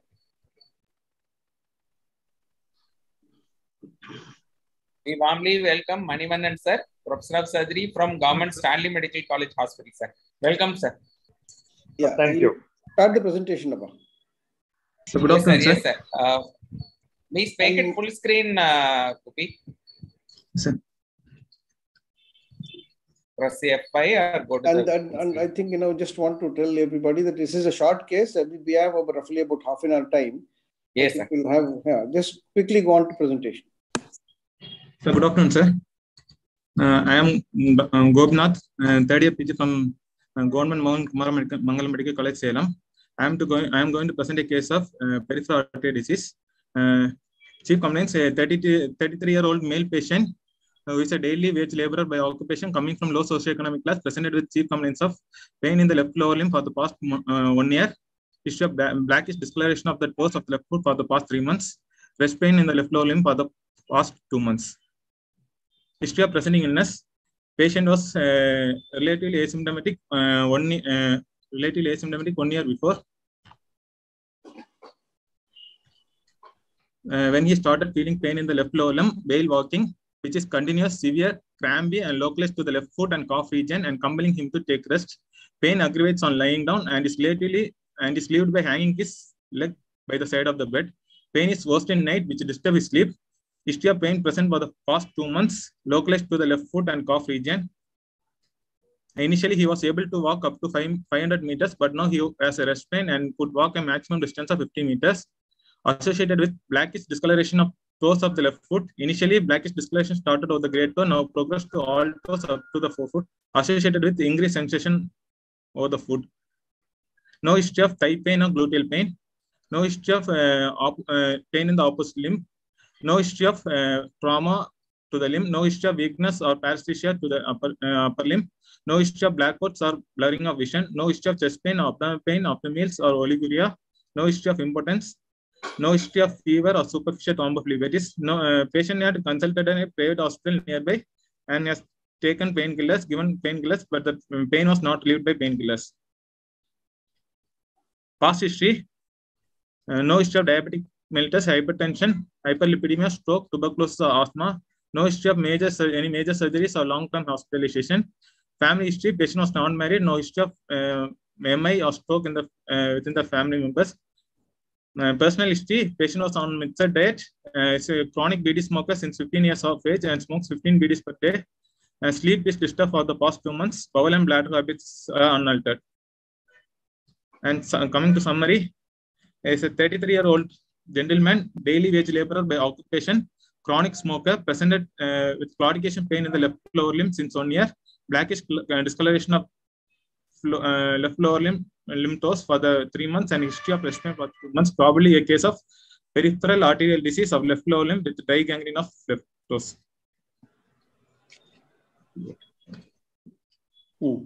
Anyway, very precisely, I think you have tried to cover up almost all the points. Can you complete the presentation, sir? Can you complete the presentation? Yeah, he can. He has come complete the presentation since a short case. On coming to general examination, patient is conscious, cooperative, well-oriented to time, place, and person, comfortable with the leg hanging side of the bed.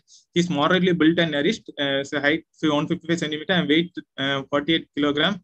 It's a BMI of 19.8. No pallor, no reflex, cyanosis, clubbing, or generalized lymphadenopathy, pedal edema. And blood pressure is 128/84 in the left arm in supine position, and 126/80 in the right arm in supine position. Pulse rate 78 beats per minute, and right radial pulse, regular rhythm and normal volume. And respiratory rate is 16 cycles per minute. Temperature is 98.5 degree Fahrenheit.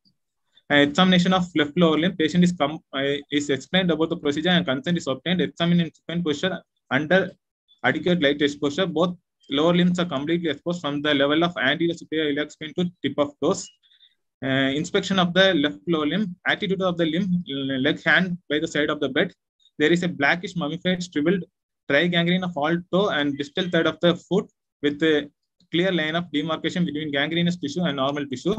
The nail shows ridges and a brittle interdigit cracks are present. The limb above the gangrenous area, the thin, scaly, and shiny skin noted, with a decreased hair and loss of subcutaneous fat noted when compared to the opposite side. Wasting of calf muscle noted over the left lower limb. But just vascular angle test. Toes are already gangrene, indicating it is a severe ischemia. Veins are collapsed and gutted. Thigh of the affected limb appears normal. Right lower limb appears normal. Coming to palpation, the left leg is cold when compared to the right leg up to knee. Skin temperature feels normal just above the left knee joint. Gangrenous toes are shriveled, mummified with clear line of demarcation between gangrenous tissue and normal tissue. Loss of sensation over the tip of toes and distal third of the leg. Tenderness present at the junction of gangrenous area and normal tissue. Veins are collapsed, gutted, and non-tender. Palpation of peripheral pulses. On the left lower limb, the peripheral pulses, dorsalis pedis, anterior tibial and posterior tibial and popliteal pulses are not palpable. Femoral pulse are palpable, and the right lower limb, all the pulses are palpable. In upper limb, also both the upper limbs, all the pulses are palpable. Subclavian pulse palpable both sides, and superficial temporal pulse are palpable on both sides. Common carotid pulse are palpable on both sides. No radio delay or radiofemoral delay, and no tenderness noticed while palpating these vessels. No vessel wall thickening. Now, auscultation, no bruit here over the femoral artery, popliteal artery, or subclavian artery, or common carotid artery. Movements of joint, metatarsophalangeal joint movement and interphalangeal joint movements are lost. And ankle joint, knee joint, hip joint movements are normal on both the same. Motor system examination, tone normal, power normal, bulk decreased. Circumference measurement on the left side, the cos circumference circumference is decreased by 2.5 centimeter compared to right side, and thigh circumference is approximately normal. Sensory system of left leg, foot touch and fine touch sensation, pain sensation, temperature sensation, proximal to the area of demarcation are normal. Hyperesthesia of the left foot present. Patellar reflexes were present on both sides. Angle reflex present on both sides. Regional lymph node examination normal. Examination right lower limb normal. Systemic examination. Cardiovascular system, S1, S2 head, no murmur. Respiratory system, normal vesicular breaths on head, no added zones. Abdomen examination, soft and no tenderness elicited, no mass felt, no organomegaly, no visible or palpable pulsations, bowels on head. Central nervous system, higher intellectual functions are normal, no focal neurological abnormality noted.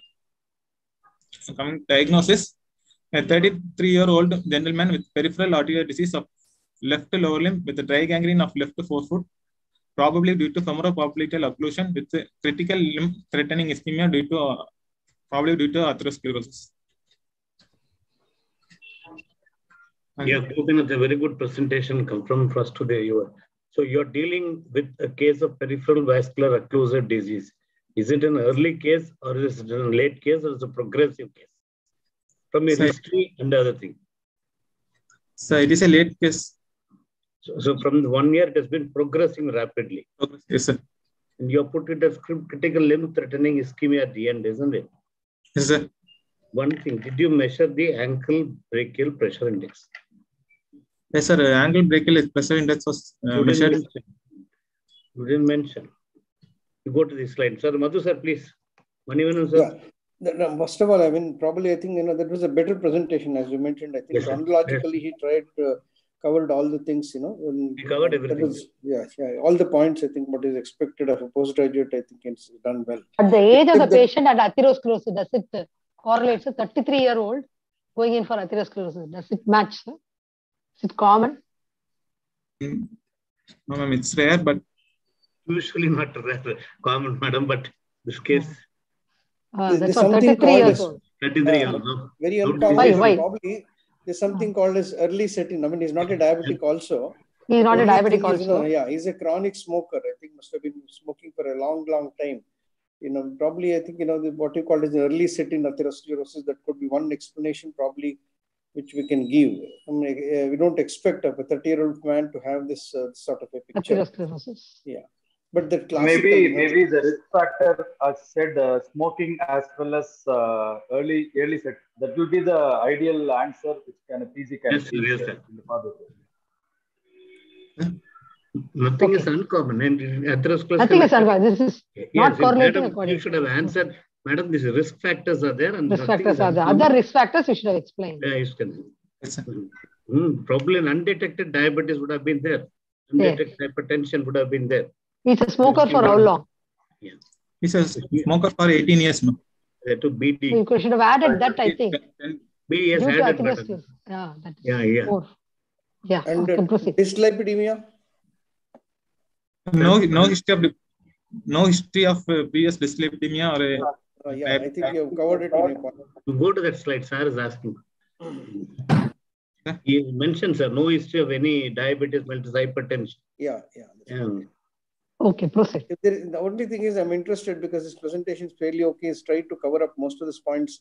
It's short case. We'll go on for little diagnosis and more discussion on the management part. Okay. Yeah, you go on to the next slide. Next slide. Management.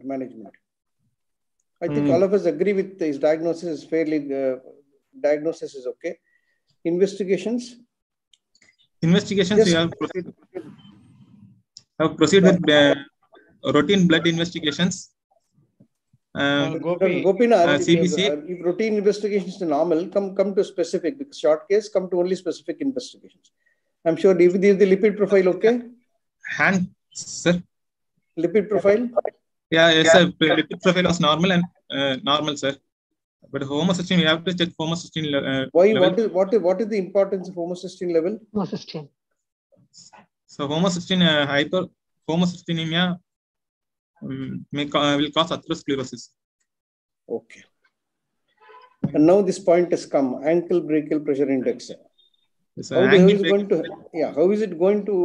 What is his role in the management?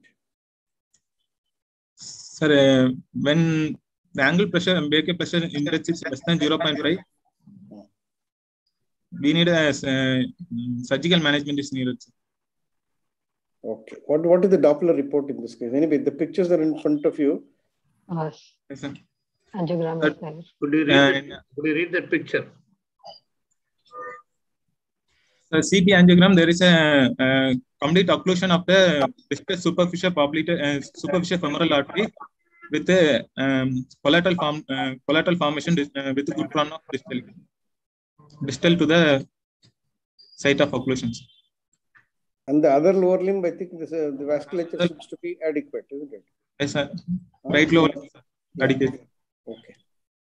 And even on examination, you felt that the pulses were normal? On examination, pulses are, sir? On the right side also, all the peripheral pulses were probably felt? Yes, sir. Yes, sir. Right side, all the peripheral pulses are normal, sir.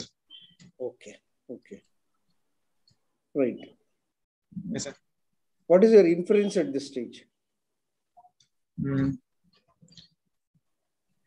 The patient has a superficial femoral artery occlusion, and he needs intervention, endovascular intervention. No, it is very clear now. The clinical picture of this patient, as well as the CT angiogram, says he's got more or less a obstruction there at the hair level with a little bit of collateral circulation. And now with this picture, what is your consideration for further management? So we will go for a femoropopliteal bypass, as there is good distal runoff.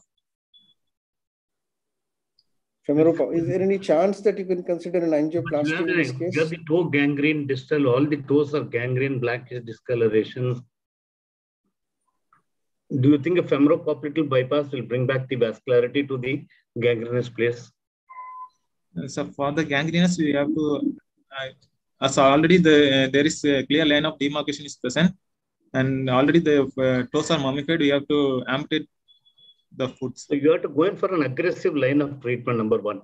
You have to arrest the progress of the disease, number two. So before you go in for a femoropopliteal bypass, before you go in for, you have to amputate the limb and go for an aggressive line of management so that you prevent the further ascent of the disease up.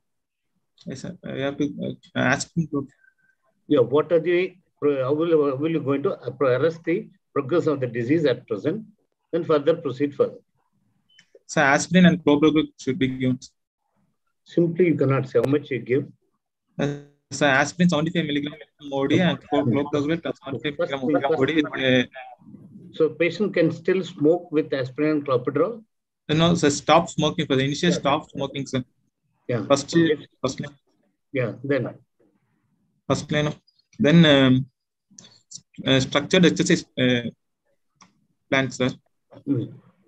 Then drugs like aspirin, we have to try with drugs like aspirin and clopidogrel, sir.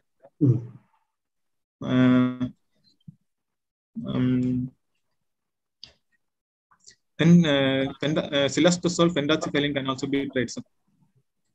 Not all drugs. Any one drug you can say. You can. What is the action of silastazine? So phosphodiesterase inhibitors. Okay. So please. Which would you like to consider? Would you like to deal with the obstruction there, total obstruction, or would you like to consider an amputation first?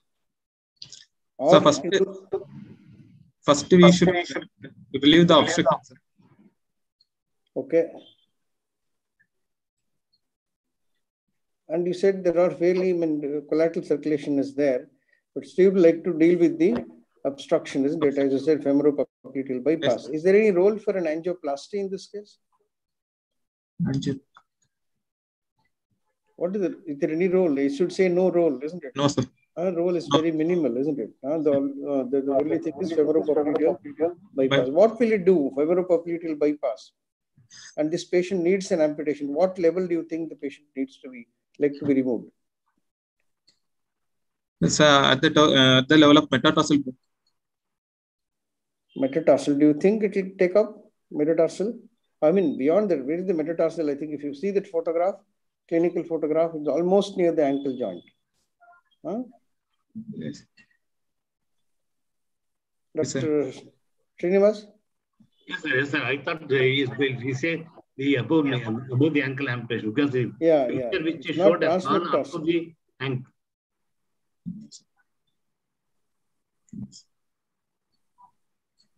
It's almost extending, sir. I'm sure there's a lot of edema there. I think even posteriorly, if you see the gangrene is in a line of, though there's no clear-cut line of demarcation, except at the toes, but I think probably you can't get away with the transmetatarsal amputation. You might require a higher level of amputation. On the lateral aspect, you see the black discal is extending up to the heel. Srinivasan, sir. Sir, no problem. Sir, please. No, we should give a clear-cut idea for the PG. Yes, sir. So what I would like to say, please, sir. Like, anyway, the line of demarcation is yet to be completed. Yes, so sir. relieve the obstruction if possible. Yes, sir. And then put him on antibiotics and then the structured exercises. Wait for the line of demarcation to be completed and then decide about the level of amputation. Okay, sir. And if there are no more questions from the faculty, I'd like to ask Gopi about Doppler. Shall I go? Yes, sir. Go ahead. What do you mean by Doppler effect, Gopi? Sir, ultrasound, B mode ultrasound plus. No, I mean Doppler effect. What is Doppler effect? The ultrasonographic waves are passed from the probe. No. And it is reflected back. I'm asking about physics. What is Doppler effect and how it is useful in clinical setup? What do you mean by that word, Doppler effect? What is the information? So I'll give you the answer. Don't worry. Yeah.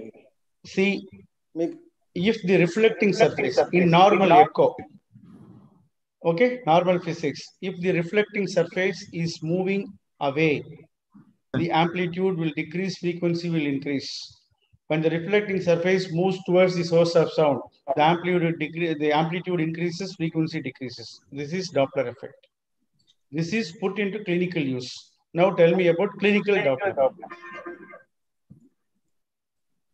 The blood flow towards the blood flow towards the probe and the blood flow away from the probe. Which is the reflecting surface here? Reflecting surface is blood vessels, sir. Blood cells, sir. The corpuscles are the reflecting surfaces. Okay. So when they move away, the frequency will increase, amplitude will decrease, and that will be coded as blue color in your color Doppler. When it is moving towards, that is coded as red. That is how we differentiate between arteries and veins. And in our Doppler machine, the ultrasound wave is at about 20,000 megahertz. It is sent for 1 millionth of a second for 500 times in a second. This is the ultrasound construction. Ultrasound Doppler machine construction. And there is the radiologist will describe triphasic flow, biphasic flow, forward stardust flow, monophasic flow. What does it mean? What do you mean by triphasic flow? Triphasic flow means that systolic phase and diastolic phase and recoiling phase, sir. Biphasic flow, there will be no recoiling phase. It is commonly seen in atherosclerosis, sir. Okay. Because in monophasic flow, there will be no flow, sir. There is no flow, sir. So what is the clinical impression of these findings? Triphasic flow, it is normal flow, sir. Yes. And biphasic flow, it is mainly due to the distal runoff, that elasticity of the vessels are lost, so there is no distal runoff, so you don't get the dip. That is why it is giving biphasic flow. That is called parvus tardus flow, like a wings of a bird. When it is monophasic, that means the obstruction is severe. So this is what we infer from the clinical, the word monophasic, triphasic, or biphasic. Okay.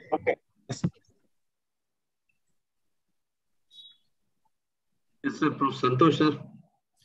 Yeah, once Dr. Kamal Selvan was talking about the basic physics, you also use the Doppler effect in light. Anything which sound or ultrasound or light can be used. Light is typically used in radar to find, it's basically subjects moving away from you and subjects moving towards you. That's basically being reflected and found out. And I agree in principle that this patient would require, a bypass surgery than in the endovascular procedure. I would agree that I would do a revascularization procedure in whatever kind, wait for the vascularity to, get augmented and the level to get demarcated further before we try to amputate, because this is almost a dry gangrene, not a wet gangrene producing a limb or life-threatening situation. So my plan would be to address the vascularity, wait, give possibly a little bit of antibiotic coverage and antiplatelets, and decide on the amputation level rather than jumping onto the amputation at this stage. You were just trying to ask him whether, if at all, when he comes for an amputation, what level of amputation? I know you're perfect, sir. You're perfect, sir. That's what we wanted to. Is there an amputation which can be done between below knee and transmetatarsal?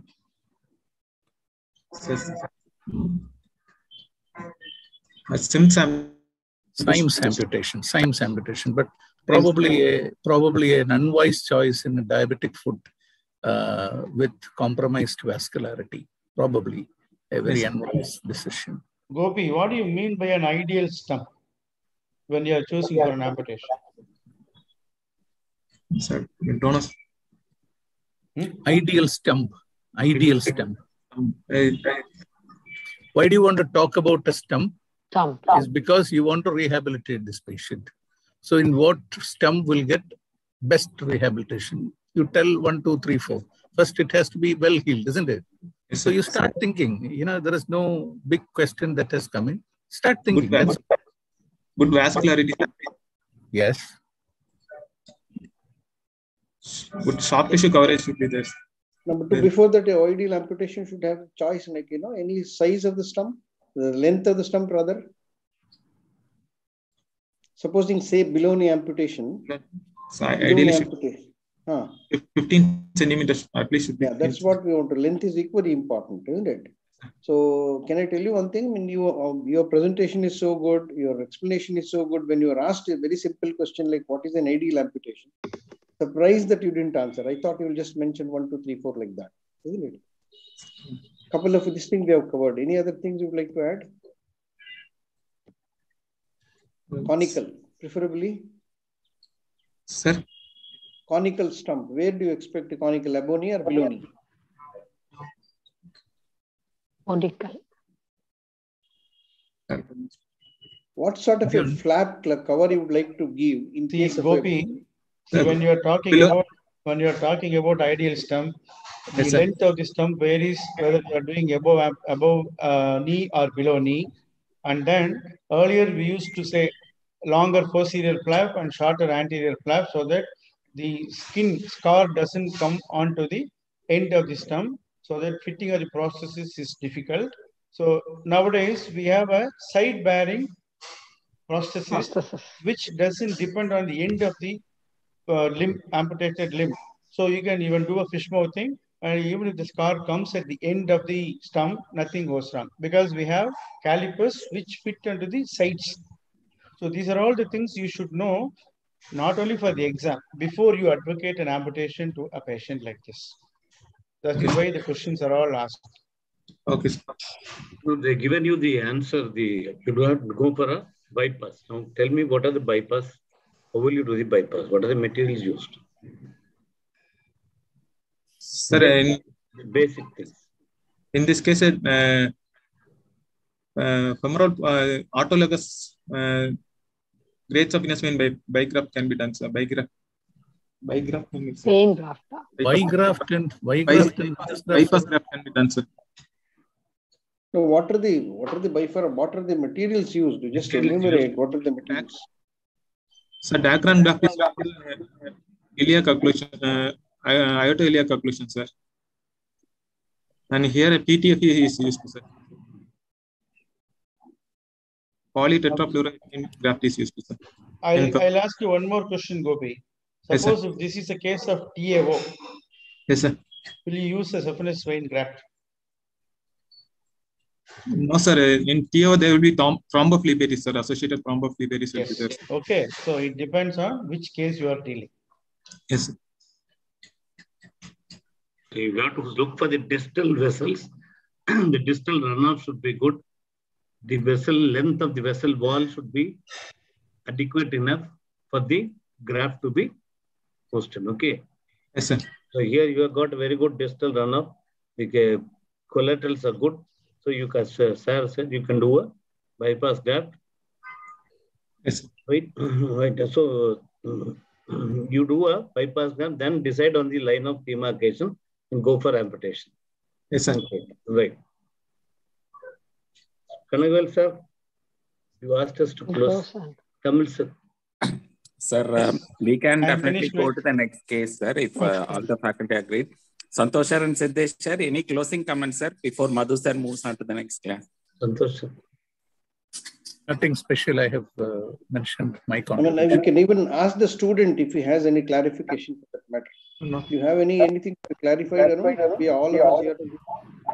Sir, thank you for giving. Can give and move on to the next. So thank you for giving me this opportunity. Okay. Good presentation. Good presentation. Good presentation. Yeah. Good presentation. Well done. Yeah, we can. We have one more short case, I think. Yes, sir. One more short case. Tamil sir, there are two questions for you. Yes, one sir. was groove pancreatitis and Doppler effect. Please type it, sir. Tamil sir. Let the case be over. I'll send it to Kanagavel sir, and then all of us can get it. Sure, let sir. us go. It is time now. Thank you. Thank you. You type it in the chat box, sir, please. Groove pancreatitis was a question asked in the previous case by Dr. Lakshmi, I suppose. Okay. I'll put it in the chat box. Again, she has mentioned. Okay, Doppler no effect, problem. please explain again, sir. Okay, no problem. So everybody can be. Okay, thank you, sir. Okay. I think that's the end of the. Now we'll have one more short case. The third student, is he ready, doctor? Hello, sir. Dr. Kavi Arasan is available, sir. Dr. Kavi? Yeah. Dr. Kavi Arasan? Kavi Arasan, are you there? He is there only, sir. Kavi Arasan, we are unable to hear you. Kanagavel, his problem is his microphone, his earphone, which is not working. He needs to get it removed and then disengage this thing, and you'll be able to speak. Kavi Arasan, remove the microphone, earphone. No, he has to make adjustments in the computer. Kavi Arasan, you can log out and log in if you have challenges. Please follow sir's advice of removing the microphone device from the system. Yes, sir. You're able to We hear are audible, isn't it? Say hello. Yes, sir. I'm audible, sir. That's good. That's good. You share your PowerPoint, Kana. Good luck to you. Thank you, Dr. sir. Kavi Arasan is kindly shared by Professor Satyabama ma'am, HOD, Surgery from Thanjavur Medical College. Over to faculty Madhu sir and Santosh sir, please. Hello, sir. Am I audible, sir? Yes. Yes, sir. Thank you so much, sir. Thank you for providing me this opportunity, sir. Yes, You sir. present it like a short case, pa? Yes, sir. The positive findings and the important negative findings, inspection, so that we can have time for discussion. Yes, sir. Yes, sir. Sure, sir. Thank you, sir. This is a Mrs. X, 34-year-old female, homemaker by occupation, coming from Thanjavur, presented with the chief complaints of swelling in front of neck on the right side for the past 6 months. Sister presenting illness, she was apparently normal 6 months back when she noticed a swelling in front of the neck on the right side. It was increased in onset, gradually progressed to attain the present size. No history of fever or pain, no history of any pressure symptoms, no history of symptoms of hypo or hyperparathyroidism, no symptoms or history of malignancy or metastasis, no history of swelling other side of the neck or elsewhere in the body, no history of loss of weight or loss of appetite. Past history, no history of any pre-morbid medical illness, no history of any prior radiation to neck, no history of any prior surgeries in the neck or abdomen, no history of prolonged drug intake or drug allergies. Personal history, she is a non-vegetarian, diet, and consumes edited salt, bowel and bladder habits are normal, sleep habits are normal, no history of excessive consumption of goitrogens. Menstrual history, the age at menarche is 14 years, she has a regular cycle with moderate flow, married 21 years with P2L2, LMP was 18 days back. Family history, no history of similar illness in the family, no history of thyroid cancers or any other malignancies in family. Can I summarize my history, sir? Please. Yes, sir. 34-year-old lady with no comorbidities, presented with a swelling in front of neck on the right side for the past 6 months, is gradually progressed in the current size with no symptoms of hypo or hyperthyroid state or malignancy or metastasis. Complete your presentation. Yes, sir. I'd like to go with the general examination. After obtaining consent in broad light, general examination was done. Patient was calm and comfortable at rest. Hydration was adequate, moderately built and nourished. Height was 160 centimeter. Weight was 58 kgs. BMI was 22.7. Pulse rate was 84 per minute. In right radial arteries, regular in rhythm and normal limit. Blood pressure was 110 or 70 millimeter of mercury. Measured in right arm in supine position. There's no pallor, rectus, clubbing, sinus, or pedal edema. Head-to-toe examination. No signs are suggestive of any hyper or hypothyroid state. An examination of neck. Inspection after obtaining consent. Patient was examined. Adequate exposure to neck and upper chest in sitting position from front with the neck slightly extended. Trachea appears to be in midline. A small oval swelling of 4 × 3 centimeter approximately over the right side of the anterior aspect of the neck, which moves with deglutition. The extent was vertically 2 centimeters below the Yes, sir. You present. There is some disturbance. Yes. Extent was vertically 2 centimeters below the thyroid cartilage to 2 centimeters above the suprasternal notch, horizontally from midline to 1 centimeter medial to the anterior border of right sternocleidomastoid muscle. All the borders are well defined and lower borders visible. Surface appears to be smooth. Skin over swelling appears normal. No other visible swellings in the neck. On palpation, the patient in sitting position, the neck slightly flexed. Patient was examined first from back and then from the front. No localized warmth tenderness. Patient trachea is in midline.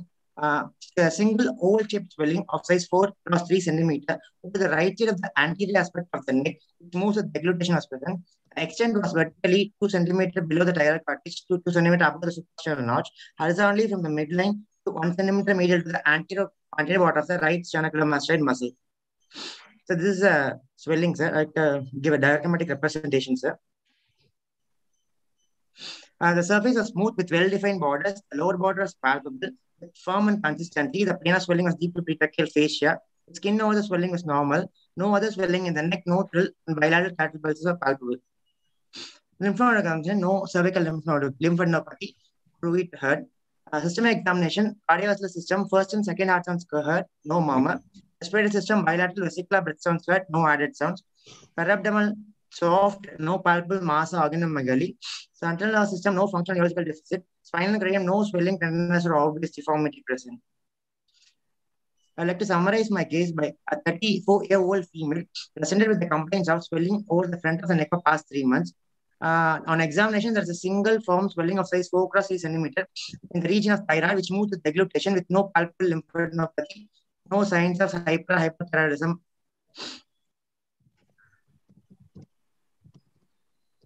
What is your diagnosis? Provisional clinical diagnosis. So I like to give a provisional diagnosis of solitary nodular goiter involving right side in patient in euthyroid state, sir. I think it's a bit confusing diagnosis to start with. So I would have finalized this as a solitary nodule of the thyroid on the right side in euthyroid state, instead of bringing nodular goiter there, which gives a little bit of confusion. Sort of, it's you don't expect that nodular, instead of putting as if it is, put it as nodular, not even a straightforward. Nodular, you always mean that the patient is, These words do not go together, solitary and nodular. Yes, sir. Solitary nodule of the thyroid. Yeah, solitary nodule of the thyroid is a straightforward diagnosis. Okay, I think it's clear. Unless people want to ask him a few more questions, I think we'll have more discussion on the further presentation. Management.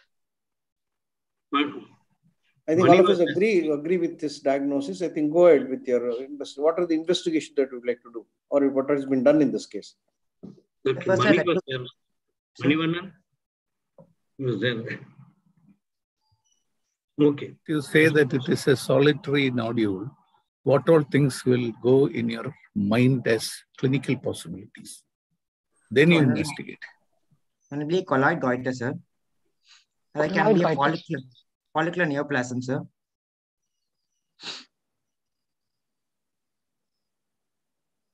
We are not looking at that kind of thing. So it could be a dominant nodule. It could be an autonomous nodule. It could be a malignancy. It could be a cyst. So if you could come out with some rationale in approaching this, then probably you are right in investigating this patient. Right. Okay. First, I would like to confirm my diagnosis, sir, with the ultrasound abdomen, sir. Ultrasound neck, sir. You want to do an ultrasound neck. What are the things you look for in an ultrasound neck cover? First, the origin, sir, from where it is originating the swelling, and the size of the swelling, sir. The nature of swelling is solid or cystic or heterogeneous, sir. Then other vascularity, sir. Then there are associated lymph nodes, sir. The most important thing what you want to do, the first diagnosis sir gave, no? It's a dominant nodule of a multinodular solitary or multiple? Then you go for the consistency. Okay. So what is the percentage of people who can get into multinodule? It becomes the solitary nodule becomes more than one by ultrasonogram, no? That is the most important thing you have to do. You have to look for any other nodules in the opposite. What is the percentage people may turn into a solitary nodule can turn into a multinodular, or more than a treatment modality changes, no? What is the percentage? By ultrasonogram or by clinical examination, from the clinical examination, you are not able to palpate any impalpable nodules going in for a. By ultrasound, you are detecting the nodules in the opposite lobe. How much is the percentage? 30%. Yeah, that is the most important thing. No? Your diagnosis is going to change. Your treatment modality is going to change. It's the most important thing you have to look. Not only this, and then the other thing you want to do at malignancy, you look for any lymph nodes that you have told already. This what you have given right now is the finding of this patient. Yes, sir. Nodule dimension, edema. Okay. Okay, and you mentioned the FNAC has also been done in this case. Yes, sir. And is reported as nodular goiter, colloid. That means at the end of this, what is you would like to revise your diagnosis? What is that, as Dr. Santosh, whether it's only a purely solitary nodule or it's a dominant nodule of a multinodular goiter? The ultrasound revealed only a single nodule. What about the other side? No comment has been done on the other side. No comment has been done. No comment, because now what has been concentrated, you're talking about only the right side. We are also interested in knowing of the isthmus. We're also interested in what has happened to the other side. If it is not done, you must make sure that something about the other side is also made up. Supposing, let us say, the right side shows some nodules. As madam has already told you, there are multiple nodules. I think your diagnosis, at least investigation. Sir said you should have said a single nodule present in the right lobe measuring 4.2 the same centimeter with all these things with the isthmus and the opposite lobe normal. Okay, that should be the thing. As madam said, 30% of the solitary nodular matter have a multinodal chances, isn't it? Yes, sir. Right. Should you go for thyroid function test also in this patient or no? Yes, ma'am. Yes, ma'am. Not mentioned at all in this, no? So far. First, yes, ma'am. I like to see the thyroid function test, ma'am, to confirm that the patient is in euthyroid state, ma'am. Clinically, you say the patient is euthyroid, and why do you want to do true thyroid profile? Like can be subclinical hypothyroidism. What do you mean by subclinical? Like there won't be any clinical features, sir, but the TSH value can be altered, sir. Okay. Any report on this? Thyroid profile has been done? Yes, sir. It was normal, sir. Normal. Okay. Yes, sir.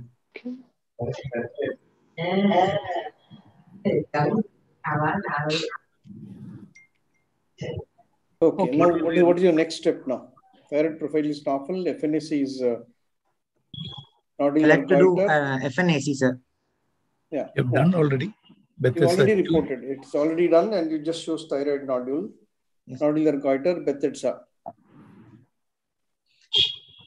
How would you proceed now? What is your next step? I like to proceed with the surgery, sir. No. Wait. Would you like to do any other test at this stage? I like to check the vocal cord, sir. Yes. So don't get into thyroid surgery straight away. Yeah. Okay. This is so normally the students tend to say in the examination, what is your next step? Means straight away they jump to surgery, isn't it? I think, this is extremely important.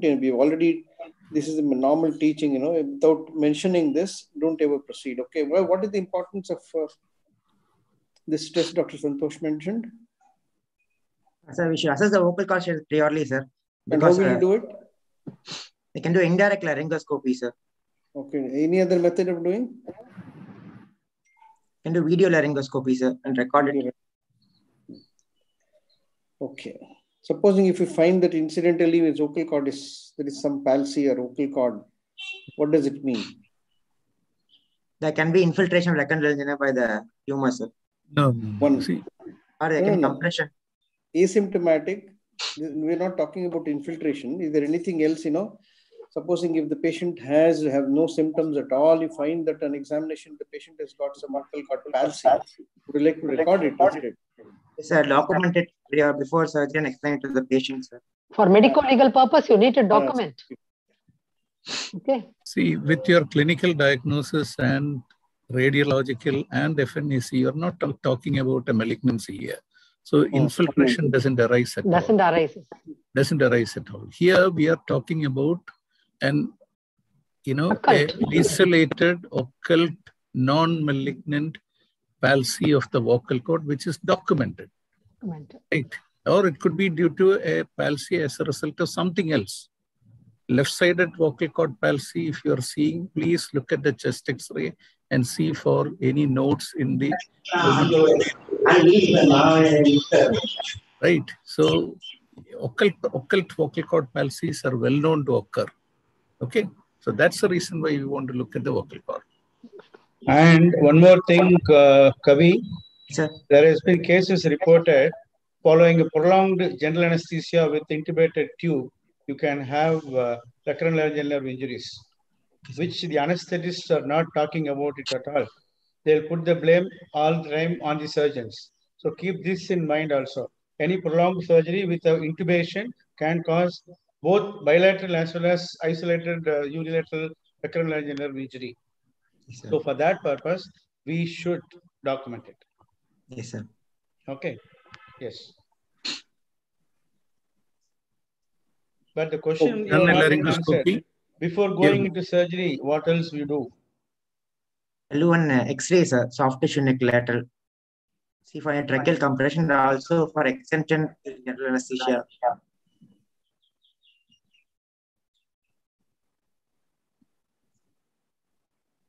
So what are the findings in X-ray neck? What you said? One is it will give a compression. It could also give rise to show you infiltration or even calcification in case of a long-standing, thyroid nodule for two reasons. One is a benign calcification or it could be a malignant calcification. Both these things. So X-ray neck is going to give you a lot of clue if it is rightly, done. Will you take lateral view or AP view? Which is better? Or which you should take? Lateral view for soft tissue rectal compression. Okay. What compression? Lateral view for soft tissue, the compression is there. Okay. Anterior if you are you can see given, the calcifications of whole thyroid. Okay. Sir, if you are given an option to do only one X-ray, one view, which you will take? One view. That's a catch. That's all he has been asking. Answer has been given already by sir. Now, what are you interested in? Supposing, what are you interested in? Which one? I mean, is it from what the do you want is to it see from the X-ray neck? Compression, sir. Tracheal compression. Yeah, which view will give Which you an will idea tell about you. tracheal compression? based on the X-ray, you can still decide, whether you have a difficult intubation or it's going to be an easy intubation. Who's interested in this? Is it the surgeon or the anesthetist? Lateral view, sir.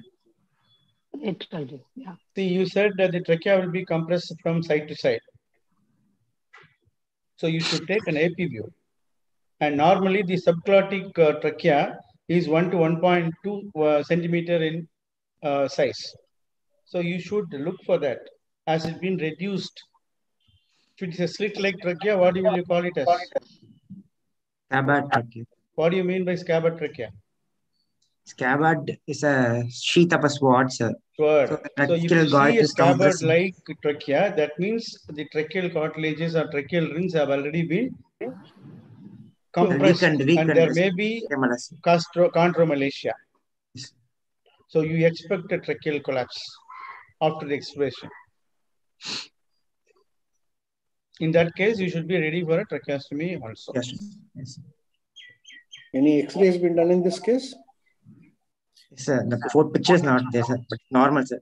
History is also for past 6 months only, sir, not a prolonged history. Okay. Anyway, we take it that this straightforward, and both the lateral and the if at all, if an APU is taken, it's normal. Then how will you proceed now? Plan for surgery, sir. We have evaluated patients in euthyroid state. The patient is asking, I've got a very small nodule, it is not disturbing me, not painless. Yes. Now you should tell the patient why you are going to do surgery. Is Tell surgery me why you are indicated? going to do surgery in a solitary nodule goiter of the right side. That too, FNAC shows only colloid nodule. Bethesda 2 only. Correct. Yeah. Bethesda 2 only. Patient will Or go we'll to ask him the other way around, is surgery indicated? indications of surgery. We can keep the patient on surveillance, sir. But what is the age of the patient? What is the age of the patient? It is 35, sir. If it is a male patient with age more than 40, with we can it's a high risk feature, so we can plan for surgery, sir. But this we can with a colloid goiter, it's only 0 to 3% chance of malignancy. We can keep the patient on surveillance, sir. So what is your impression? Would you like to subject this patient to surgery, or you would like to tell him to wait and come for follow-up? As per institutional protocol, we plan for surgery. So the compliance of the patient is not good. Patient present in a very late stage later, sir. So we plan for total thyroidectomy for patients. You should tell the patient what all this can undergo if you leave it under surveillance. So that is why we are going to operate. It may spread to the other region. It may transform into a malignancy, sir. nodule.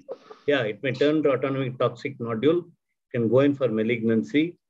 It can be before. So at that stage, if you come, it will be difficult for us also.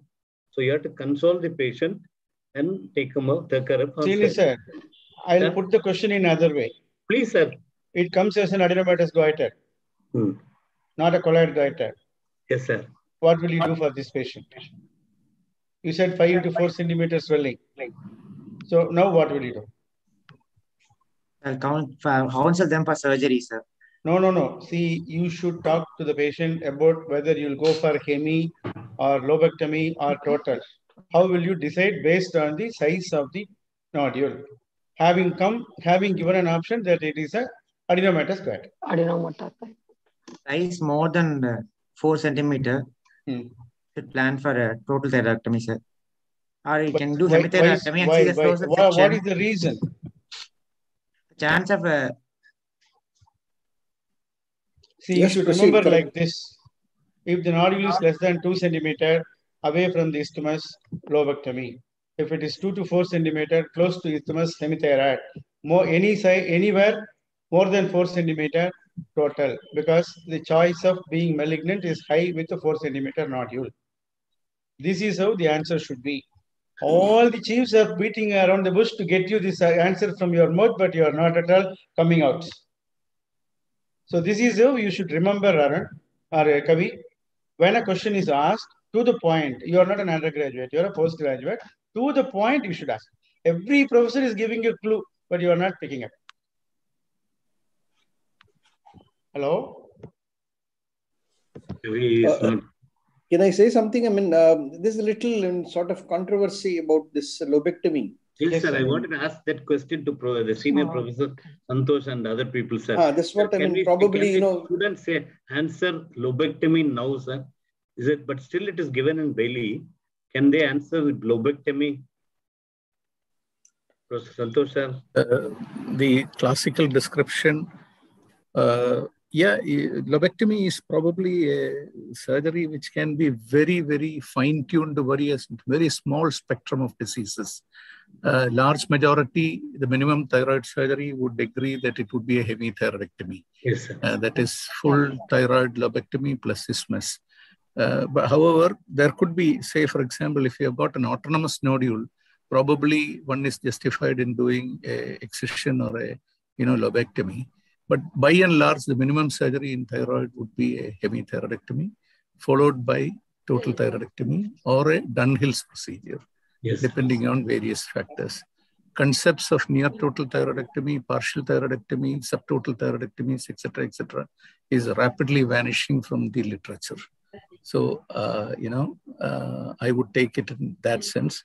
Let's not confuse the children. I think we should go with the least traumatizing answers, and hence one would be justifiable. I would be very happy if he says hemithyroidectomy and total thyroidectomy in different situations. I fully agree with Dr. Santosh. I mean, probably the least, I think what we've been talking to students right now is probably the least thyroid procedure is probably hemithyroidectomy. I'm sure all of us will accept this. When we were students, actually, we were talking about, we starters about lobectomy. I think the minimum, probably going around hemithyroidectomy, probably, and thyroidectomy. Subtotal, probably we asked the students just to know whether he knows what is the subtotal, what is hemithyroidectomy, what is Dunhill's. And now I think it's very, very clear, the indications and the contraindications of various types of thyroid surgeries. Even if probably if the student comes out and say lobectomy, I think there is no reason why should we fail that candidate unless we have an option. I mean, we have an option just to ask him various other things. I think we should not probably, as your Dr. Santosh says, even by chance, if he says lobectomy, there is a chance for us to just ask him in other procedures also. I mean, I fully agree with the professor when he mentioned about lobectomy. There are still, I think, one or two few professors which just still recommend lobectomy. Tamil Selvan, do you do lobectomy, sir? No, sir. Dr. Tamil Selvan also said with a good intention, to introduce the term. I think, I would think that the present literature will boil around these things. And in a parlor like this, where a lot of students are attending, let's confine to standard rather than hair-splitting difference between certain small things. What is the surgery you want to do? This patient. Open. Unmute yourself. Virsion, you are muted. Yes. Speak now.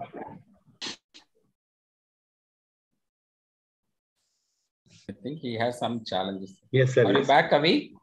Yes, sir. He's there, but...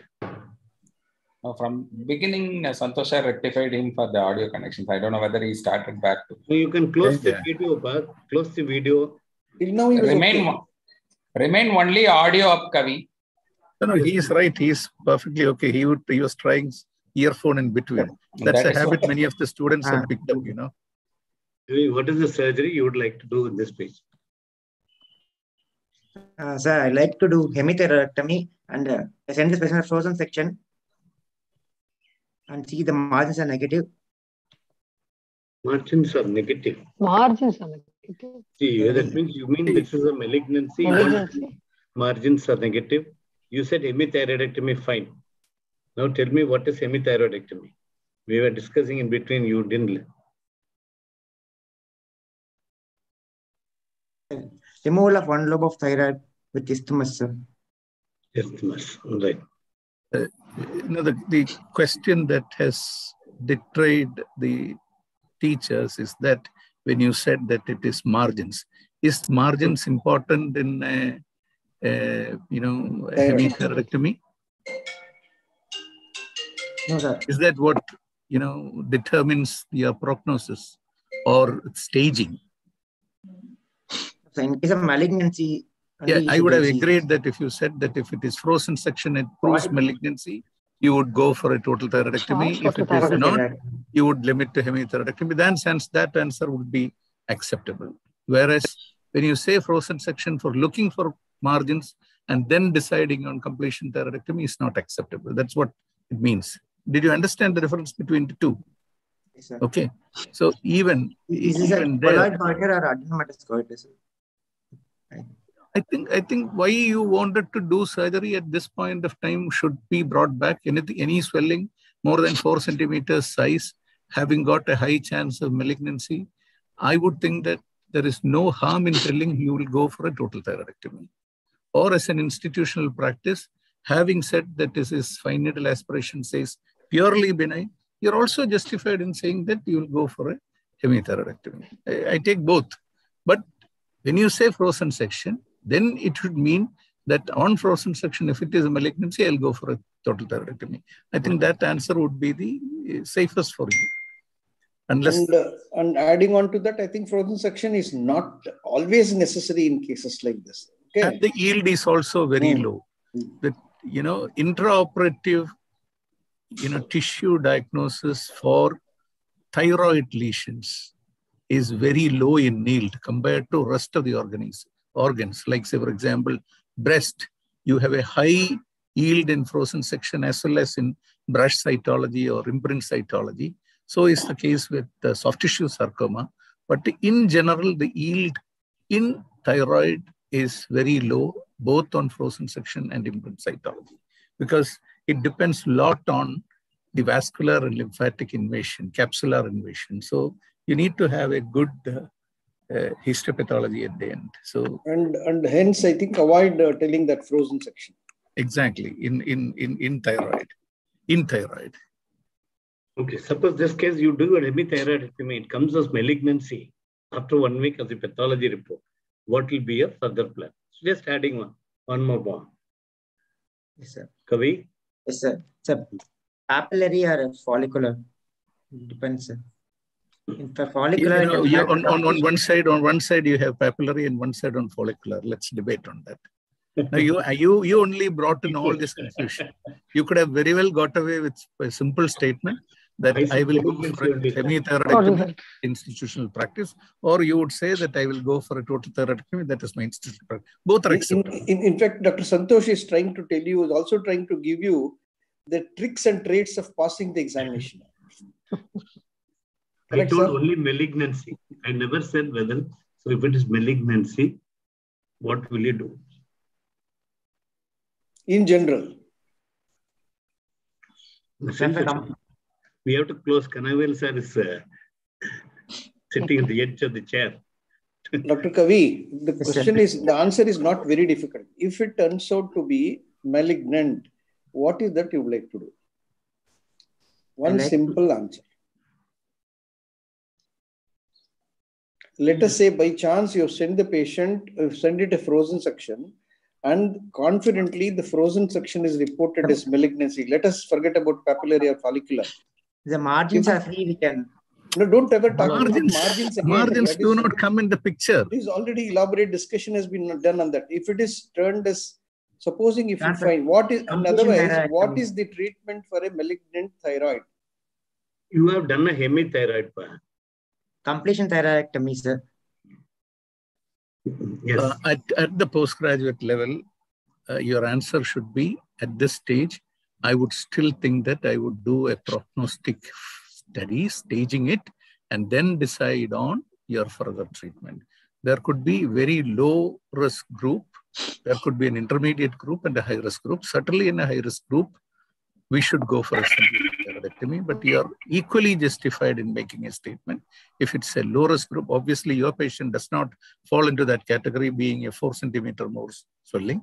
But if the answer is asked, question is asked, you should say at this level, as postgraduate level exam going, you would stratify the risk and decide on your further management. That should be your answer. And various strategic systems there. And most of it, people would like to know how safe are you, right? And going after 2 weeks of thyroidectomy, if you have gone once after 2 weeks after a report, you would regret having, come in for a second time rather than waiting for little time. It's not a killer disease, So you need to know how to bail out yourself, Bring in something which you're capable of debating. It's fine, Dr. Kanakavelu.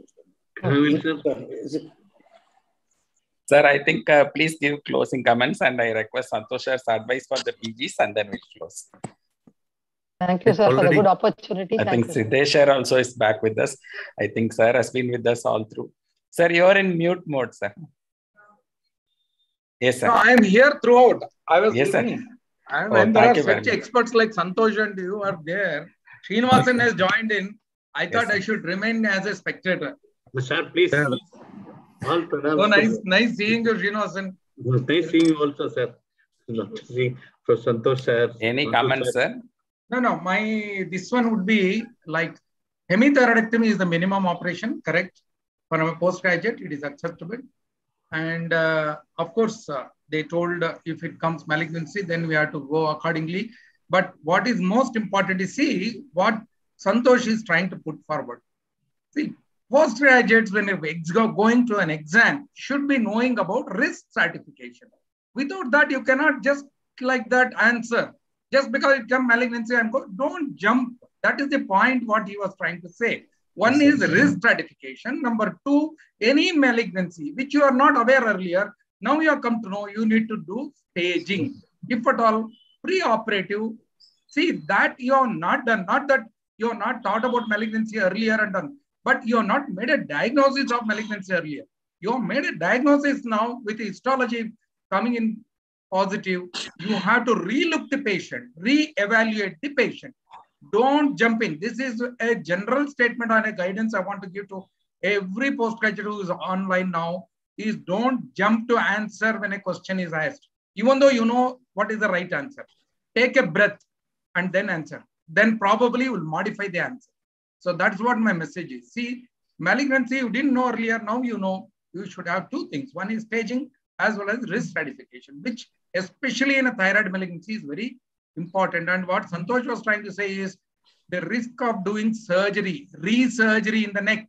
There are vital structures which we need to preserve, and they may get into danger again. When you do re-surgery, risk is more. The evidence is very clear. Re-surgery on the neck, the chance of injury to the nerves and parathyroids is more. So you need to be very careful about this. Thank you. Thank you, sir.